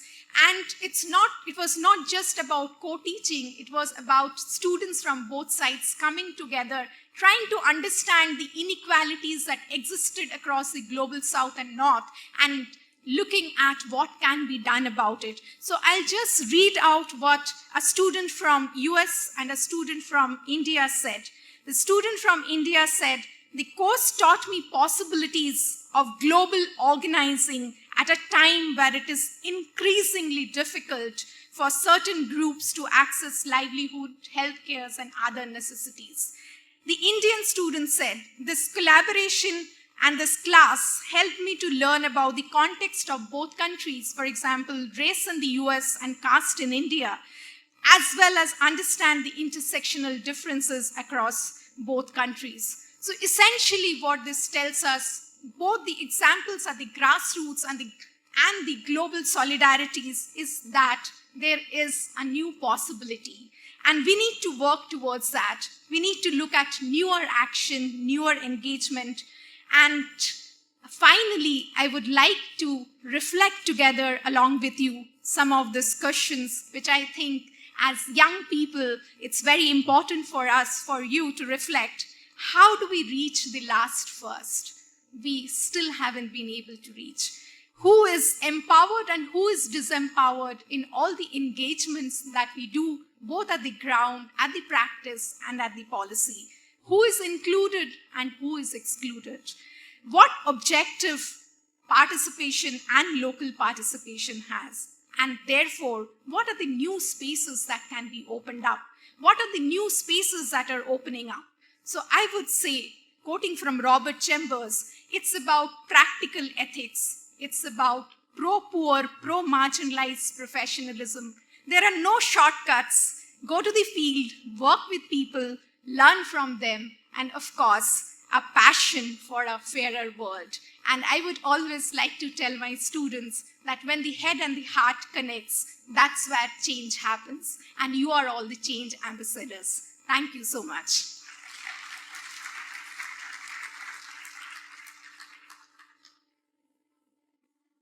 Thank you very much, Professor, for that very powerful and interesting lecture that you gave, very briefly summarizing what happens in the collectives and how starting with how the skills of the rural women have not been recognized, and then of course going on to talk about empowerment of women, which again is a priority of India. I can call in the G20 the women empowerment and gender equality. and of course then finally concluding with the global solidarities and your cooperation with the other universities. So thank you very much. Friends, we come to the last speaker, panelist, Professor Manjula Bharati, and she will be speaking on strengthening habitats and habitants in concentrated spaces. So, Professor, it's over to you. Thank you very much. 10 minutes. Yeah, I do have a PPT, and I hope someone will operate it. Yeah, please. I've already given it. Yeah. So, without wasting much time, from the spirit with which, Dr. Banerjee was speaking about the importance of the collectivization and the marginalization of voices, I would like to start with a small, again, an instance that came in my life that actually changed the way in which I started looking at things. I was doing research on gender and governance for maybe, like 15 to 20 years, and I know that, afternoon is the best time to go and speak with the women because that's the time when they're free. And usually when I knock the door, women will come and open because I'm doing research in 8 states of India. I knock the door, they will come and open and say that no one is here. Then I have to tell them, no, we are here to basically discuss with you. And they will start then opening up. See, one of the time when a Scandinavian researcher was with me and she asked me, why Manjula, every time women comes and open the door and say no one is here. So that was a time as a person who's speaking on Gramscian hegemony struck me as myself how I am a victim of a hegemony consciousness that invisibilizes women. So the way in which the women internalizes one's own absences and makes no one is here. This magic wand that makes the women coming to the threshold of the public sphere and saying no one is here, and the patriarchal presences and the patriarchal customs that makes women to internalize these absences, to speak as no one is here, is something that we need to do when we have to question about these inclusive spaces, gendered spaces, HD5. So we need to first deconstruct this one, and so the name of my new book that is coming up is No One Is Here, The Politics of Subjectivity. So how to understand this question, the intersections of one's own epistemology, one's own subjectivity that makes us, less subjective agents before the public sphere is something that we would like to see. And still this is not working. Yeah. So, my topic that I'm trying to look at this whole question, the connection between habitat, and the whole understanding of habitats. So these three words are very important. So as a person who is working on the habitat studies, it is important to understand what does it habitat means and what is habitus and what is meant by the connections, cross connection between these two. And what is habitus? Habitat is basically, it's something material. When you're looking at habitat, it is a material thing. That means you are looking at an economic space. Yeah. You're looking at something material that is an economic space that you say is, because right now we are saying G20 is a space, we are looking primarily at an economic space. It's a social space, that has been inhabited by the social stratified spaces. It's a political space, when we're speaking about, state and sovereignty, it's a political space, and a technological space. Definitely we're speaking about digital spaces, and it's also a information space, it's a technological space. Similarly, habitat is also produced at certain historical time. Home to 1. When we're looking at, then we speak about a stone age, agrarian age, industrial age, and right now information age. So it is also in a historical spaces. In a temporal thing, we speak about colonial and post-colonial spaces. So it also around a time species, and it's also spatial junctures. We speak about, like today we are speaking about south to south, north to south. So it is also speaking about the spaces. So habitat is also involving this. So in this, when we try to look at habitat, we need to understand the causes of its trajectory. Once we know that what are the things that makes this habitat to be inhabitable due to this trajectory, and what are the socio-economic political causes that makes the changes, and what are the kind of, disjunctures between the idea, between the policy and the practices. For example, she was saying about inclusive spaces. It's an idea. Inclusiveness is an idea. And so we have local governance institutions as an institutional space to practice it. But when you have the set of practices, what is the ways in which this ideology and the practices have ruptures? Why the ruptures? Who are getting kind of displaced because of these ruptures? So these are the important questions that we need to ask when you're looking at this question of sustainable habitat. So when you're looking at the habitat, we have to look at the people, institutions, environment, resources, and also the ideational and the material level to understand this whole question of habitat. And so when we're saying a critical understanding of habitat, it means to look at from a right-based discourse of habitat. What is right here? I would like to refine, the right or the poverty, because when you're looking at poverty, I would like to reframe the poverty from a right-based discourse. Any denial of any form of right becomes poverty. So if I'm not having an access to resources, I'm poor. If I'm not having an access to do what I would like to do with mobility, with access to the other resources, then I'm poor. So any denial of, right becomes a poverty. And then one needs to understand how the habitat, they know, and the way in which they establishes and engages. That is exactly what Professor Banerjee was speaking about, multiple power dynamics that is working in, and the ways in which the federated power structures at the local level, meso level, nano level, macro level, and how they speak with each other at multiple levels to make these people institutions, So this is something that we need to understand. And then, if that is habitat, what is habitus? Habitus, according to Bourdieu, is basically the cumulative of all practices. Social practices, economic practices, political practices, cultural practices, so that is habitus. So when we try to understand habitat, we need to see how the habitat and the habitus speak with each other. How the socio-economic cultural practices of the human being is changing the nature, structure, and the geography and the spatial pattern of the globus, of the planet Earth in which we are. And what are the problem? Who is getting benefited? Who is getting displaced? And how these marginalized spaces we are going to integrate in. So this is something we would like to understand through the habitus. So when you're looking at, we can see that how small is the smallest habitable space, and how much, through the Anthropocene activities, we have made it inhabitable. So three intersecting problems of present day crisis for me is biodiversity loss, inequality, when you say inequality, income inequality, social inequality, racial inequality, gender inequality, educational inequality, you say it at the inequality level, and then the climate change. So I would like to take climate change as one of the important things to understand. Look at this graph, If you're saying that the man-made issues, how the earth is being affected because of that, and look at that Nietzsche wala, that is basically the earthquake and the two events on the upper sides, it's cyclone and the flood. So it's basically how that is been affected, the climate earth.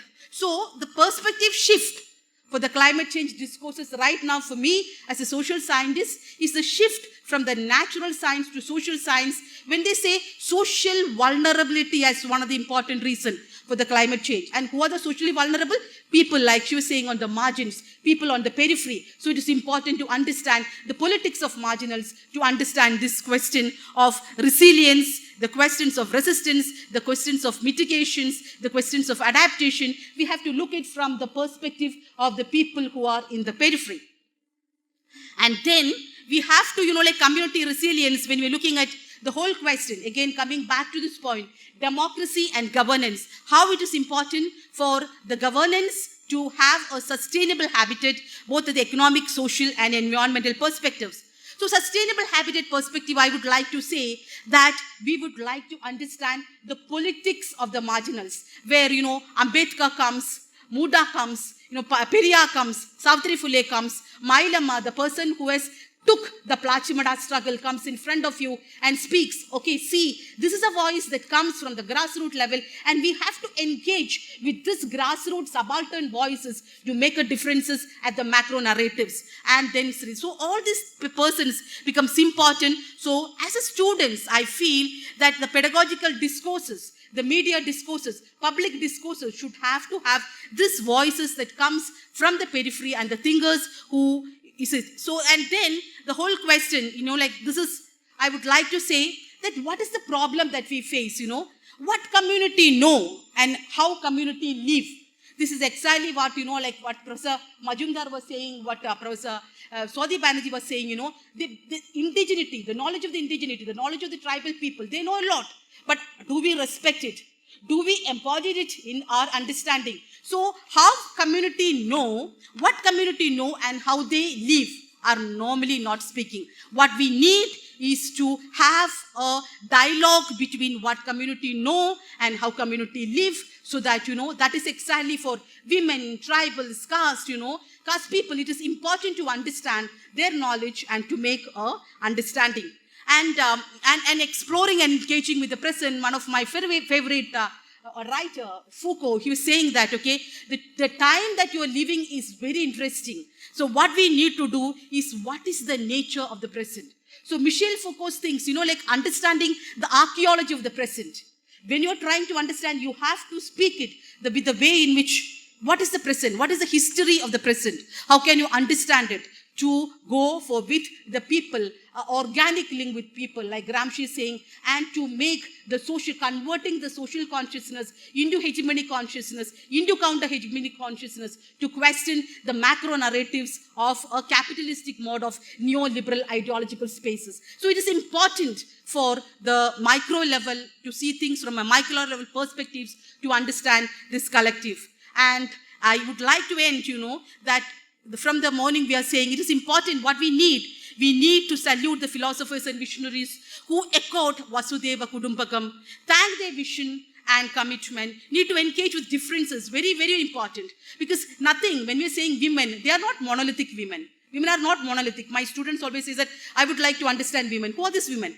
They're coming from multiple races, multiple classes, multiple castes, multiple indigenous communities. So no monolithic answer. So try to engage with the differences and to bring harmony. Need to inspire ourselves to be critical and to express one's own opinion. Pledge to take claim on the common futures of habitat through reimagining, reconnecting, and redirecting the policy practice and the theory practice continuums. It is important, and I would like to say again with one example, just I'll end it, that, as a solutions, like one of the things I've been working with, people planning campaign as a person's coming from Kerala, and that is my PhD talk. And one of the offshoots that come from that is the Kudumbasri, that we were part of, conceiving it and giving a shape and giving, and today that model is replicated in 11 states of India as, like the largest community-based women network in the world. So, as a person who was there to vision and to conceptualize the gender self-learning program of the Kudumbasri, it is important that that voices makes, and where women are becoming not the victims, not the targets, not the objects, they become the subject citizens, and they making the differences from the politics of absence to the politics of presence, to the politics of being, where they exercises their agency to make a differences in the grassroots level politics, and so in the meso and the macro politics that you see. So it is important, and when I would like to end, when one of the Kudumbasri women told me that, like yesterday no one knows me, today we are getting letters in the name of our own names, and madam, I'm sure today if we die, I'm sure I will get 10 wreaths in my body, not from my family members, but from the community. And that is the transformation of the women from the individuals to citizens, a trajectory of violence, a trajectory of change, a trajectory of reimagining the spaces where they're speaking about a posthumous recognition of the people who change the narratives. Thank you so much.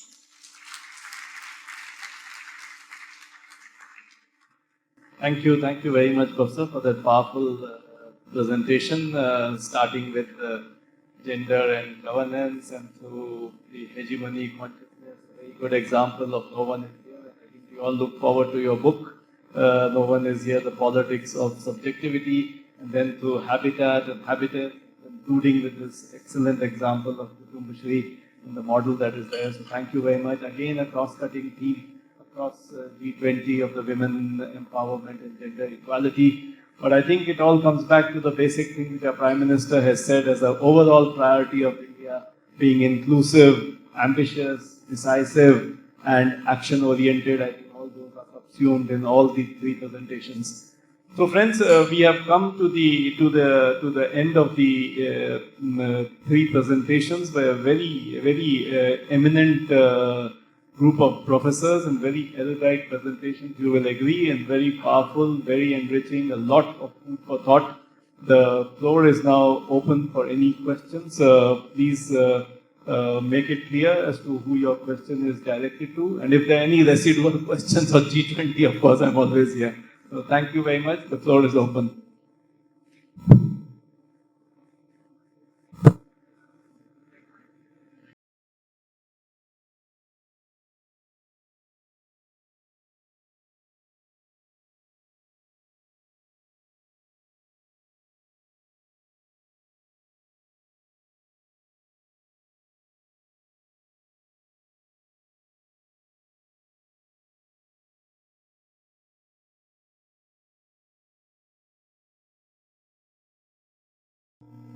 I just wanted to make a quick announcement to all of you. We would all like you to be over here. We'll be taking a group photo. Lunch is being served for all of you. It's there for you in the DH till 3 o'clock. Don't worry about lunch. Lectures also, we have managed to speak to some of the coordinators. So I request all the students to be over here, and I would request people to be over here right now. Yeah. So, ma'am, we recently completed 75 years of independence, and as a nation, we are part of many organizations such as G20, where ideas are exchanged over sustainable cities. But on ground reality, we do not see much of the things happening, except for as sir cited examples of forest areas and in big cities like Mumbai, Chennai, Kolkata. So our governments prioritize these cities, but we don't see much of the things happening in smaller cities, like where population is, let's say, 20,000 to 1 lakh. So why is that? Thank you.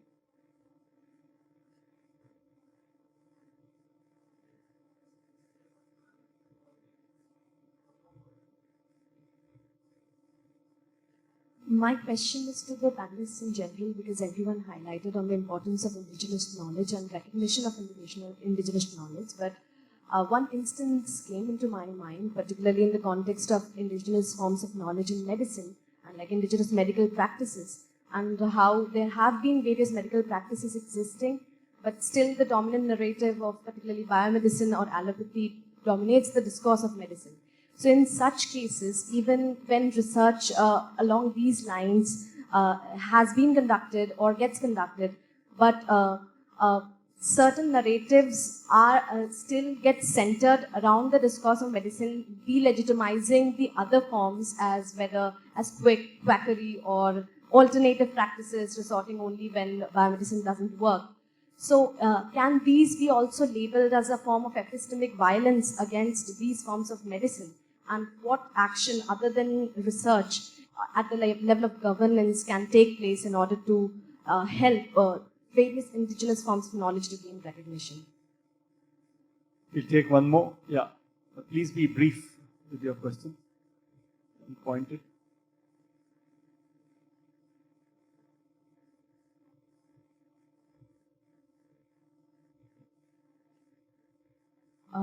Thank you all the panelists. All three sessions were really interesting. And my question is also in general to all the panelists, because there has been talk about sustainability and resilience as well. So when we talk about resilience, especially in terms of communities, there is also this neoliberal discourse that communities, it's just an onus of shifting the responsibility to the communities and taking the state out of it. So when we are talking about indigenous communities who actually rely on the state support, how can we envision this resilience for sustainability? Thank you.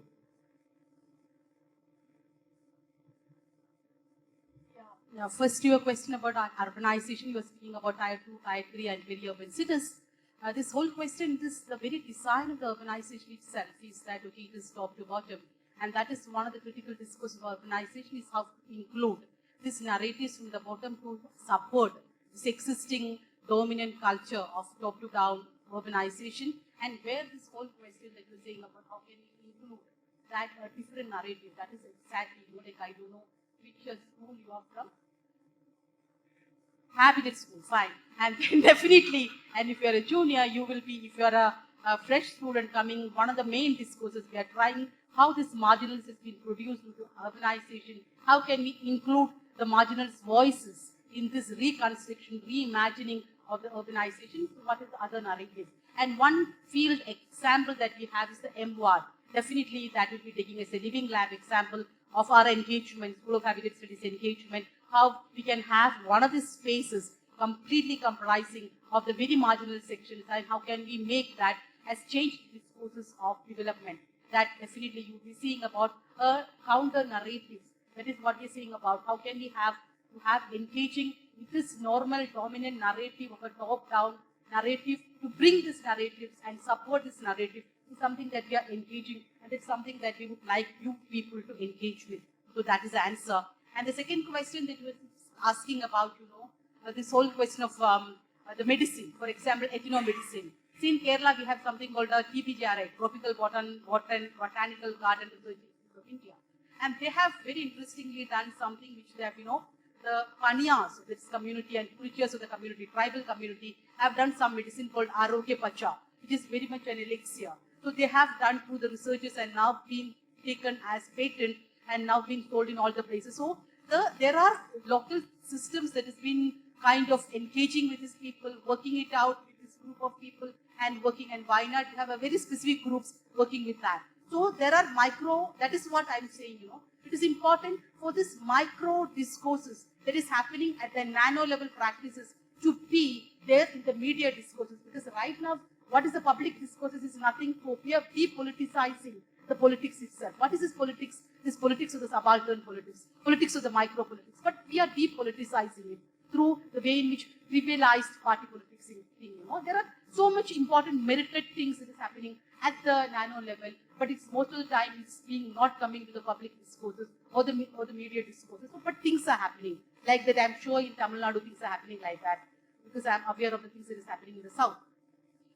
So that is, things are happening, but definitely it is important to acknowledge the knowledge of the indigeneity, respect their knowledge, like Professor Majumdar is saying about Madhavan. It is important how this, like we have to know from them what is this development, sustainable development. If you're looking at that, if you're looking at sex ratio, for example, if you're looking at the tribal areas in all the places, I've never seen, cases where there is a sex-detected abortion is happening, So this whole question, the way in which, and I've worked in lay for 4 years, and most of the homes are there not locked because there is hardly any cases of theft there, any cases of women-based violence there, gender-based violence there. So if you try to kind of subvert the human development indicators with the proxy variables, like with the other things which state practices as the sustainable practices, and then we have to say they are much developed. So this very indicator with which we design them and tell that they are less developed need to be questioned. Who are we to say that they are developed on the basis of indicators that we conceive and we gauge them? So it needs to be, reconstructed. So that needs to be that. And the last question was asking about resilience. I would end with one thing, like right now, recent, we were engaging with the coastal communities of, in Kerala, who are being, the whole places is being actually affected with high tide flooding. And most of the places are now becoming climate refugees. They are actually shifting. And that too in the thickest populated places in Ernakulam. So what we are trying to look with this is the resilience of adaptation and mitigation. We are trying to come out with gender counter maps. How we have created the gender counter maps, informing the people, making this group informed and making the data people driven, So we selected women and we taught them, through the participatory research methodology about resource mapping, historical time analysis, of COBAB analysis, of gender time ratio and the problem clear analysis, that huge local driven data is being collected.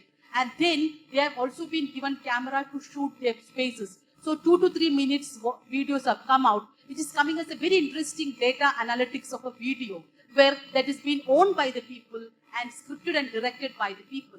And so this of counter mapping the existing technocentric, male-centric, top-down data, we are coming up with a people-centric, community-sensitive data that help them to have a question of a resilience, you know. So the people now own this data, and now the women are asking, and then we have a thing, and then the government is now responding to this data and going for, from the cluster mapping, they are now coming for a cadastral mapping, for household mapping, and going for that. So this is, you know, like something is possible with the counter mapping, something, you know, which I strongly feel. Thank you. You know, I think the endeavor was to raise as many questions as possible. I acknowledge that we don't have answers for everything. There are dilemmas and there are tensions, and it's important to negotiate that. We say that when we are practicing with communities, some of you have said about resilience and changes and how do we understand that. There are three key things. There's attitude, skills, and knowledge, and also where do you locate yourself. So a quick example again of what a woman told me and our students in one of the villages. You know, when we had tea with them, they said, हमें बहुत अच्छा लगा आप हमारे साथ चाय पिए. अगर आप हमारे घर में नहीं आते, हमारे बर्तन में खाना नहीं खाते, चाय नहीं पीते, तो आपको कैसे पता चलेगा कि हमारे बर्तन का साइज क्या है? So that's an analysis. So I think the first thing is, you know, how do we understand, how do we learn, how do we unlearn, how do we relearn, and what is the attitude, how we are locating ourselves within this larger context of a development narrative. And of course, skills and knowledges. So there are also many, many examples of, for example, the recent, project, a policy thing that we did with Professor Sandhya and Professor Shahjan and other colleagues at TISS. We try to understand, we try to create a policy for rehabilitation, for compensation of the fisher folks. And we try to bring in participatory methodologies, which are usually seen as alternative methodologies. But very interesting that people participated and the fisher folks identified their seasonality. And that became a very important tool to understand what is their context, and then to frame a compensation policy which is more people-centric. We worked with the Chhattisgarh Rural Livelihood Mission and created a state perspective and implementation plan. They said, you create an inclusive policy. We said, we can't create an inclusive policy unless we understand what is the exclusion that is happening to different tribes, and only then will we be able to make inclusive policy. So there are those many examples. Of course, there are trade-offs that happen at the micro level between economic and the social, between participation and scale, etc., etc. But there are many innovations that is taking place. And I thought I'll just maybe share with you this book that we have come up with, People-Centered Social Innovations. It's talking about many such micro initiatives across the world, not just in India, and what do we learn from them. And, I think, therefore, it's important that some of these localized knowledges are, of course, the scale, it's not at that scale. So that's a dilemma, and how we move beyond it. But what Manjula has said, and I'm re-emphasizing, reiterating that we need to repoliticize. And because a lot of this has been depoliticized, and see newer ways of engaging with people. There are dilemmas, there are questions, but I'm sure we'll find our answer, and we have to engage. We have to engage. And that's the only way at different spaces. And multi-stakeholder partnerships today are emerging as a major thing, because yes, we can't leave communities the way they are. We need to engage. The state needs to be accountable, and we need to acknowledge the community's voices into the state policies and programs, and also practice at the micro level. So it's a difficult space. There are dilemmas, there are questions, but I'm sure we'll be slowly trying to negotiate it. Sorry for this long answer. So I'll stay with the production system space because that's the space I understand, right? So, and I'll take a couple of examples again. So just referring, the issue is because indigenous knowledge I'm referring to. Sometimes we believe that that's not the technology. I think first we'll have to correct ourselves. That's a technology. The only thing is probably the institutional system doesn't fit into the current institutional system. And our definition of technology doesn't fit into calling that body of knowledge as technology. I think the problem lies there. I think we need to correct that, because technology has to flow from Mumbai to a village. The village to Mumbai will not happen. I think there is a problem. But nevertheless, there are ministries like Ayush, because I sit in the governing board of NIF, National Innovation Foundation, which is an autonomous body of Department of Science and Technology. So I see technology from a lot from the societal lens, and we have recently launched an initiative called G2G. That's not G20, but we were influenced by G20 thing, grassroots to global. So we are picking up grassroots technology, patented technology. My colleagues are here from Incubation Center. We have initiated that. So we are picking up grassroots technologies and finding an entrepreneurship system by which we can take this grassroots technology to the global scales. We are just experimenting with that. So coming back to the technology thing, all of us know how Ujjwala scheme work. I'm just giving example how the things don't work, because technologies are created in Mumbai and taken to Jhabua. Okay, so it's a Jhabua example again.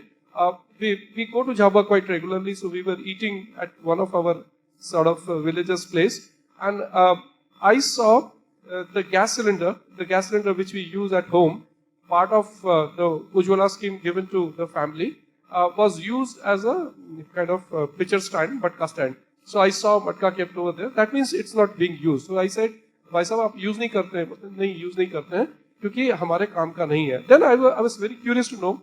Government claims, and nothing wrong from the government side to claim that we are here to give clean energy solutions. Perfect. Then I said, what's the issue? And we had a long conversation. Then I validated this conversation through a report also, a technical report also. So, and here is a question of technological gap, and which technological institutional gap. So they said, why we use chula?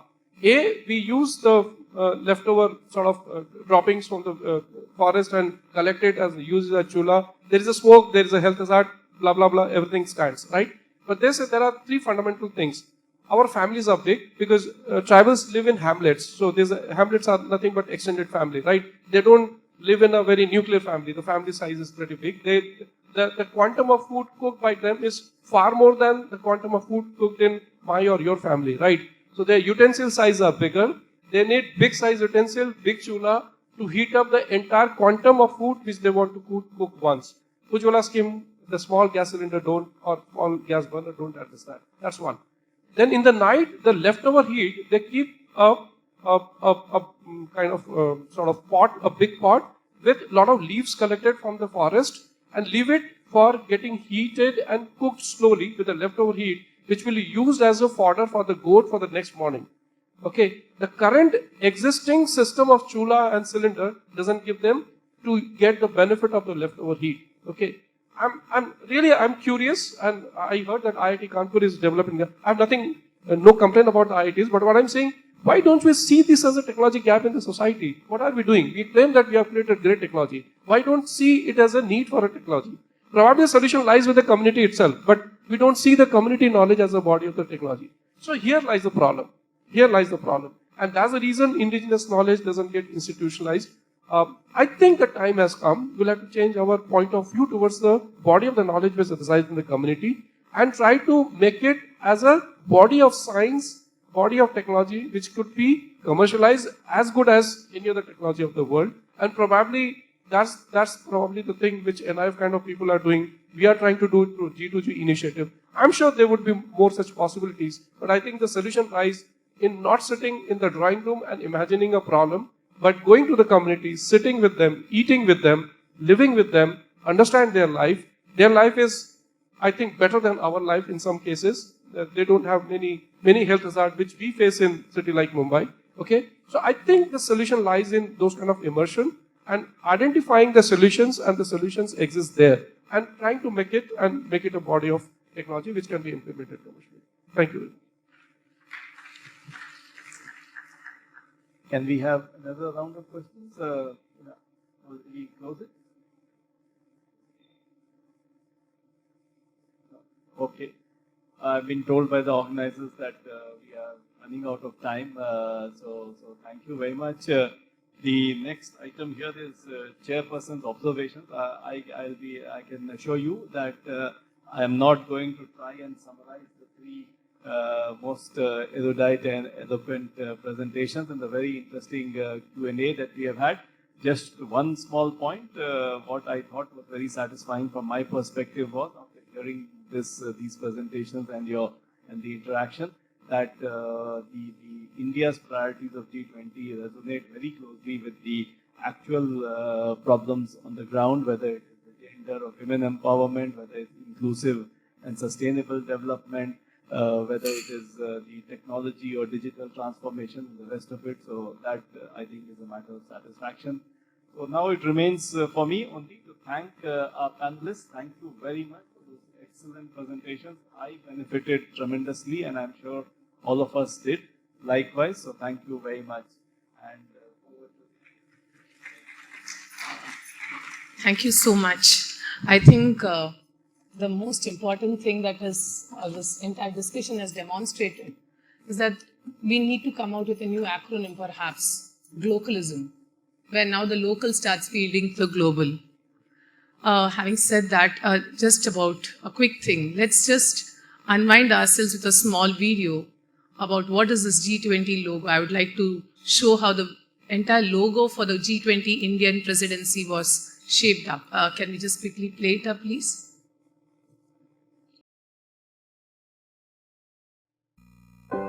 India, home to 1.3 billion people, is a confluence of religions, traditions, and customs. A thriving global center of technology and the world's largest democracy. As one of the oldest civilizations in the world with a rich cultural heritage and diversity, and as the 5th largest economy in the world, India is proud to assume the presidency of G20. As the country blooms into a new era, we look to another poignant symbol for humanity to emerge victorious from challenges. The lotus, the national flower of India, represents our history and culture and symbolizes spirituality, fruitfulness, wealth, and knowledge. And that's the inspiration for India's G20 logo design.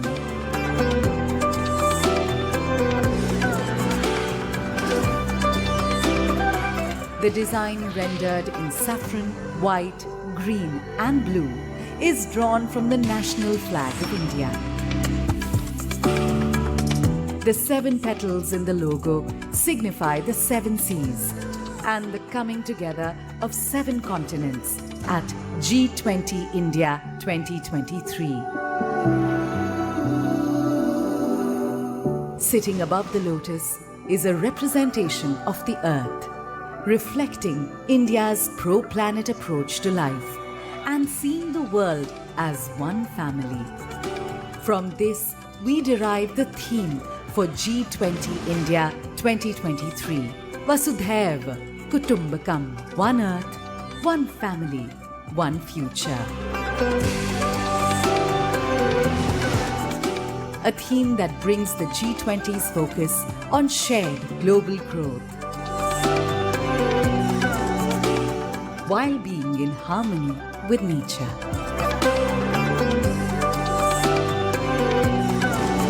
G20 India 2023. One earth, one family, one future. Vasudhaiva Kutumbakam.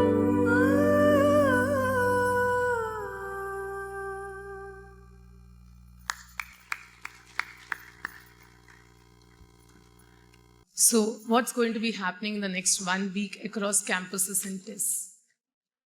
I think the floor is already set. I think we've already set everything very clear. Start bringing experiences. And I think the youth are going to be the drivers. And when I say youth, I don't want to exclude ourselves, but I think you're the future. All the campuses are going to be doing multiple activities. There are going to be several hybrid ones. You're going to be receiving QR codes where you can register and participate. In the hybrid programs across campuses, you're going to be having several side events. the doctoral scholars are going to be as busy as the master's students and the bachelor students too. So for the doctoral scholars, we are going to be engaging with a webinar and a seminar series. Faculties giving talks, and you'll also be allowed presenting papers. So you'll be given time to register. It's open for all doctoral scholars across campuses to register. And the registration would mean that you'll be writing a policy brief, not much, 2,500 words, typical TISS-like, where you'll be writing a policy brief on how do you really envision the role of G20 in shaping a common future and securing sustainable development. You can pick up any approach, any theme. And as we have been talking about from TISS, values, ethics, and approaches will matter. There'll be panelists who will be also evaluating it. And following the G20 model framework, which is also what has been mandated by the Ministry of External Affairs, is that you will be evaluated and the best policy brief will be educated within the prizes. Okay, so there'll be first and second prizes which will be also announced. There's going to be a faculty level panel discussion on sustainable development goals. And if you look at what Niti Aayog has released in its most recent report, we are lagging behind. Of course, we understand on food security, on education, on gender, but we are significantly lagging behind in the SDG on land, on SDG related to water, on SDGs related to climate change. How do you all really see it? And the panel discussion with the faculties, you're going to be able to also engage with these critical questions. For the master's students, we are going to be having two very different events. The essay writing competition on multilateralism, challenges for a coherent future. Now, it is not that you need to be registering as individuals. You can, 2 or 3 of you sit down together and write a common essay. We are not emphasizing on individuals. I think that's a very northern understanding of counting. We talk about collectives, right? So you can identify 3 or 4 of you who can register for these essays and talk about what you are really looking at with regard to multilateralism. I think Honorable High Commissioner and the way we have been discussing about the G20 platform, multilateralism is what formal and informal, and G20 is that informal space. How do you see we can strengthen ourselves there? So again, when we are talking about coherent future, we are not compartmentalizing it with regard to how state is really going to be engaging. How do we see the role of private sector? What do we see with regard to government, civil society partnerships, collective responsibilities, multiple themes? All these themes are going to be put up on the websites. You can look at it, select your topic, and write about it. There is also going to be beyond writing. I think in TISS we make you all read and write a lot, right? We won't make you do that. There is also an opportunity where you can get into poster making, art depiction competitions. How do you really depict a sustainable future? Multiple ways, not just painting, drawing. How do you really want to do? You're going to have stalls on it, which will be placed in the campus. You can come and place it. There'll be educators who will come and evaluate them too. Again, there is prizes. All these are competitions, so you're not going to be left behind. That's what SDG says, right? No one left behind. So our idea is to do that. A more fascinating thing, which we are trying to also look around, because we want ideas here. I think what the Global North has demonstrated is they don't know how to do things.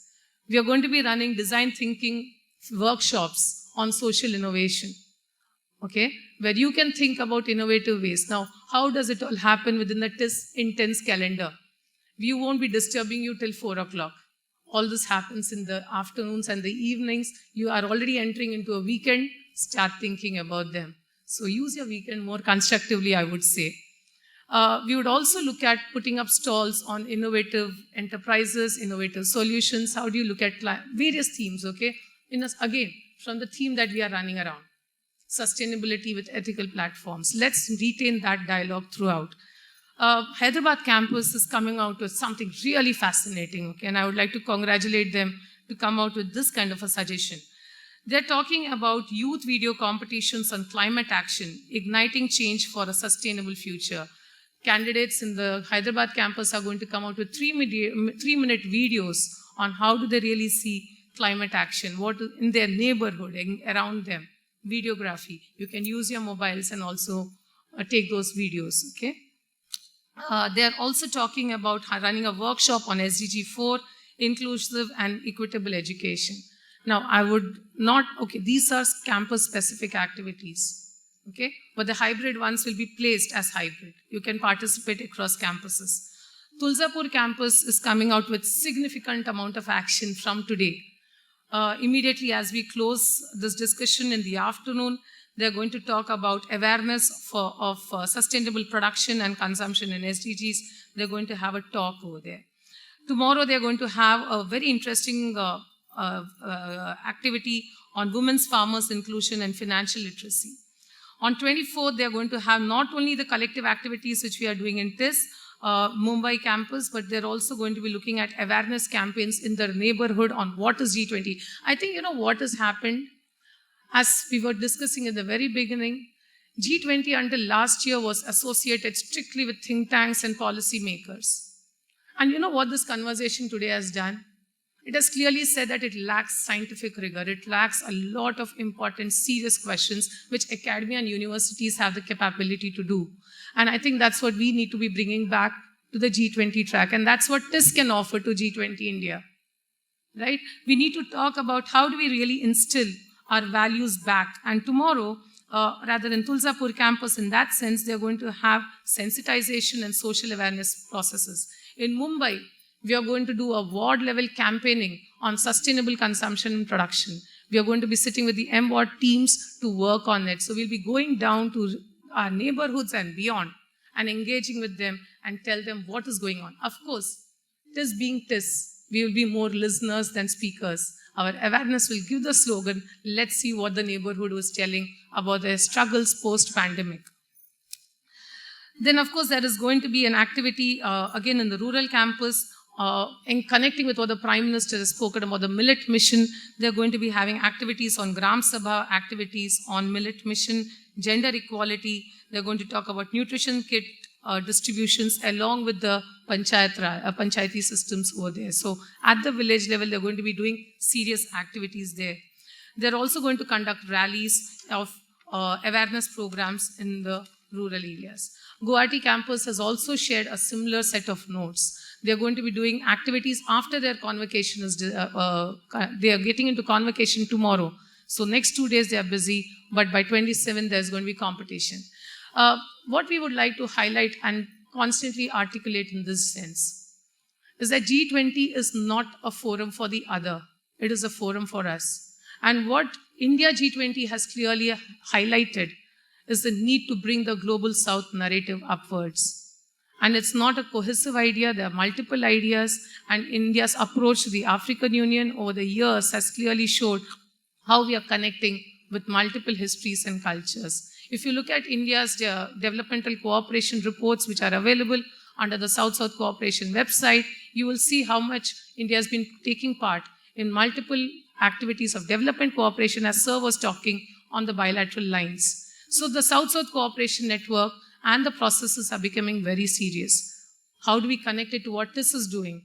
TISS has been known for conducting its evaluation studies, conducting policy advocacies. We have the instruments and the tools to be part of it. So as the youth who are going to be part of this process today and tomorrow, and I don't see it as a process, I see it happening in a very snowballing process, we need to take these tools upwards and we need to represent the voices of the vulnerable.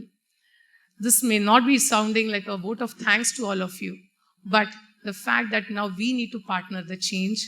G20 does not end with 2023. It may not go until 2024. In fact, we have RIS representatives sitting over here. We have the think tank and the Global Development Research Center, which has got created to capture these ideas in a very, very scientific way. So you have a lot to do, and you can do much more as you go on. This event was created thanks to the support which we received from RIS, Research Information Systems from the Ministry of External Affairs. They have been standing right beside us. Though we were running short of time, they supported us in every way. In fact, the books and the kits that you're seeing with us was hand-delivered yesterday evening from the RIS, and I would like to thank them for supporting us like this. It was really hand-delivered by a person called Madhu, who flew from Delhi in the morning, handed it over and took the 9 o'clock flight to go back. Professor Sachin Chaturvedi, the Director General of RIS, has always been very, very supportive of the work which TISS has been doing. And he was the person who pushed us to think why we have not been able to do what we are doing. And I would tell to him, wait for our turn and we will demonstrate. So we'll be sharing all the inputs to you, Ali, and to RIS very shortly about all of this. You'll receive newsletters of today's events too. TISS, if I say, I can start from the top, but I think I would like to start from the bottom when I thank. The security guards who came over here at 7 were all set to keep the space open. So first let me thank from the bottom. They were the people who provided the space to us and systems to us.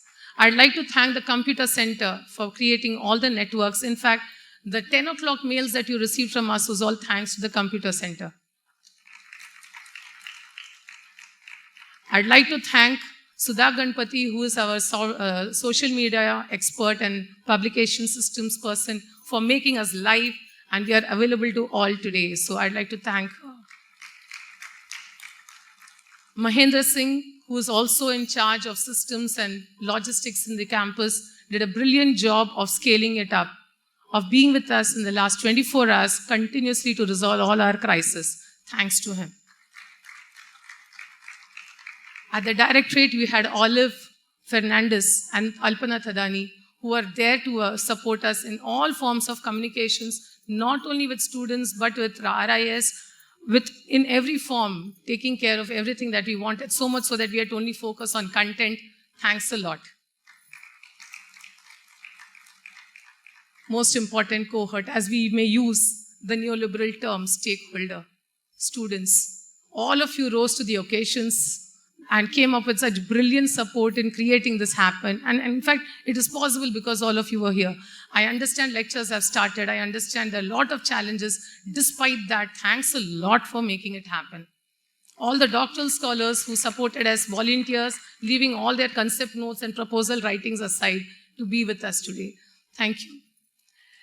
A very, very important part of this thanks is the faculties who are not only sitting with us over here on the dais, Professor Satyajit Madunja, Swati Banerjee, Manjula. We have Professor Madhushi Shekhar, Professor Arvind Tiwari, Professor Parivelan, Professor Gopi Nath. We can Chetna Duggal. We have Professor Shaban. All of them were there to morally guide us and support us. And I would like to really thank you all for being here. I don't want to say it as a very small statement, but the director, our director, Professor Shalini Bharat, stood so close to us at every inch of the term. Though the time was limited, over the weekend she has been supporting us with every single guidance statement. And I think I would like to thank her for being with us. Yes, of course, parallel commitments are always going to be there in TISS. We are a very vibrant university. But yes, she's going to be with us at every juncture. She's going to be flying to Guwahati and hence she has to run around. But she's very much with us.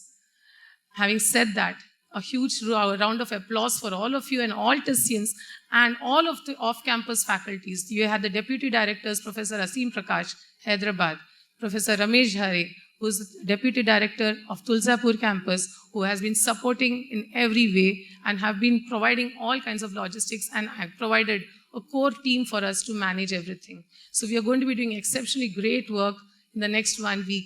I hope you all are going to be with us like this. Keep your weekends busy, keep writing, keep thinking, and be with us. Thank you so much.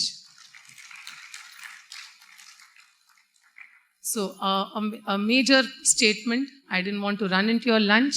Your lunch is waiting for you at the dining hall, and it's all there. Your lectures, your attendance are all going to be taken care of. Don't worry. Okay, your attendance is not going to be taken away for you, for being with us today. Thank you so much. And I think that's the major part from the students' perspective, isn't it? Yes. Yeah.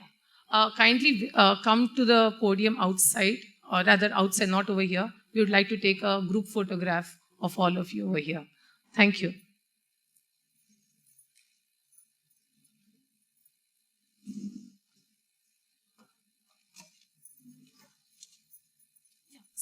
Sorry. I'm sorry. Can we just stay back? I'm sorry. We had to play the national anthem. Sorry.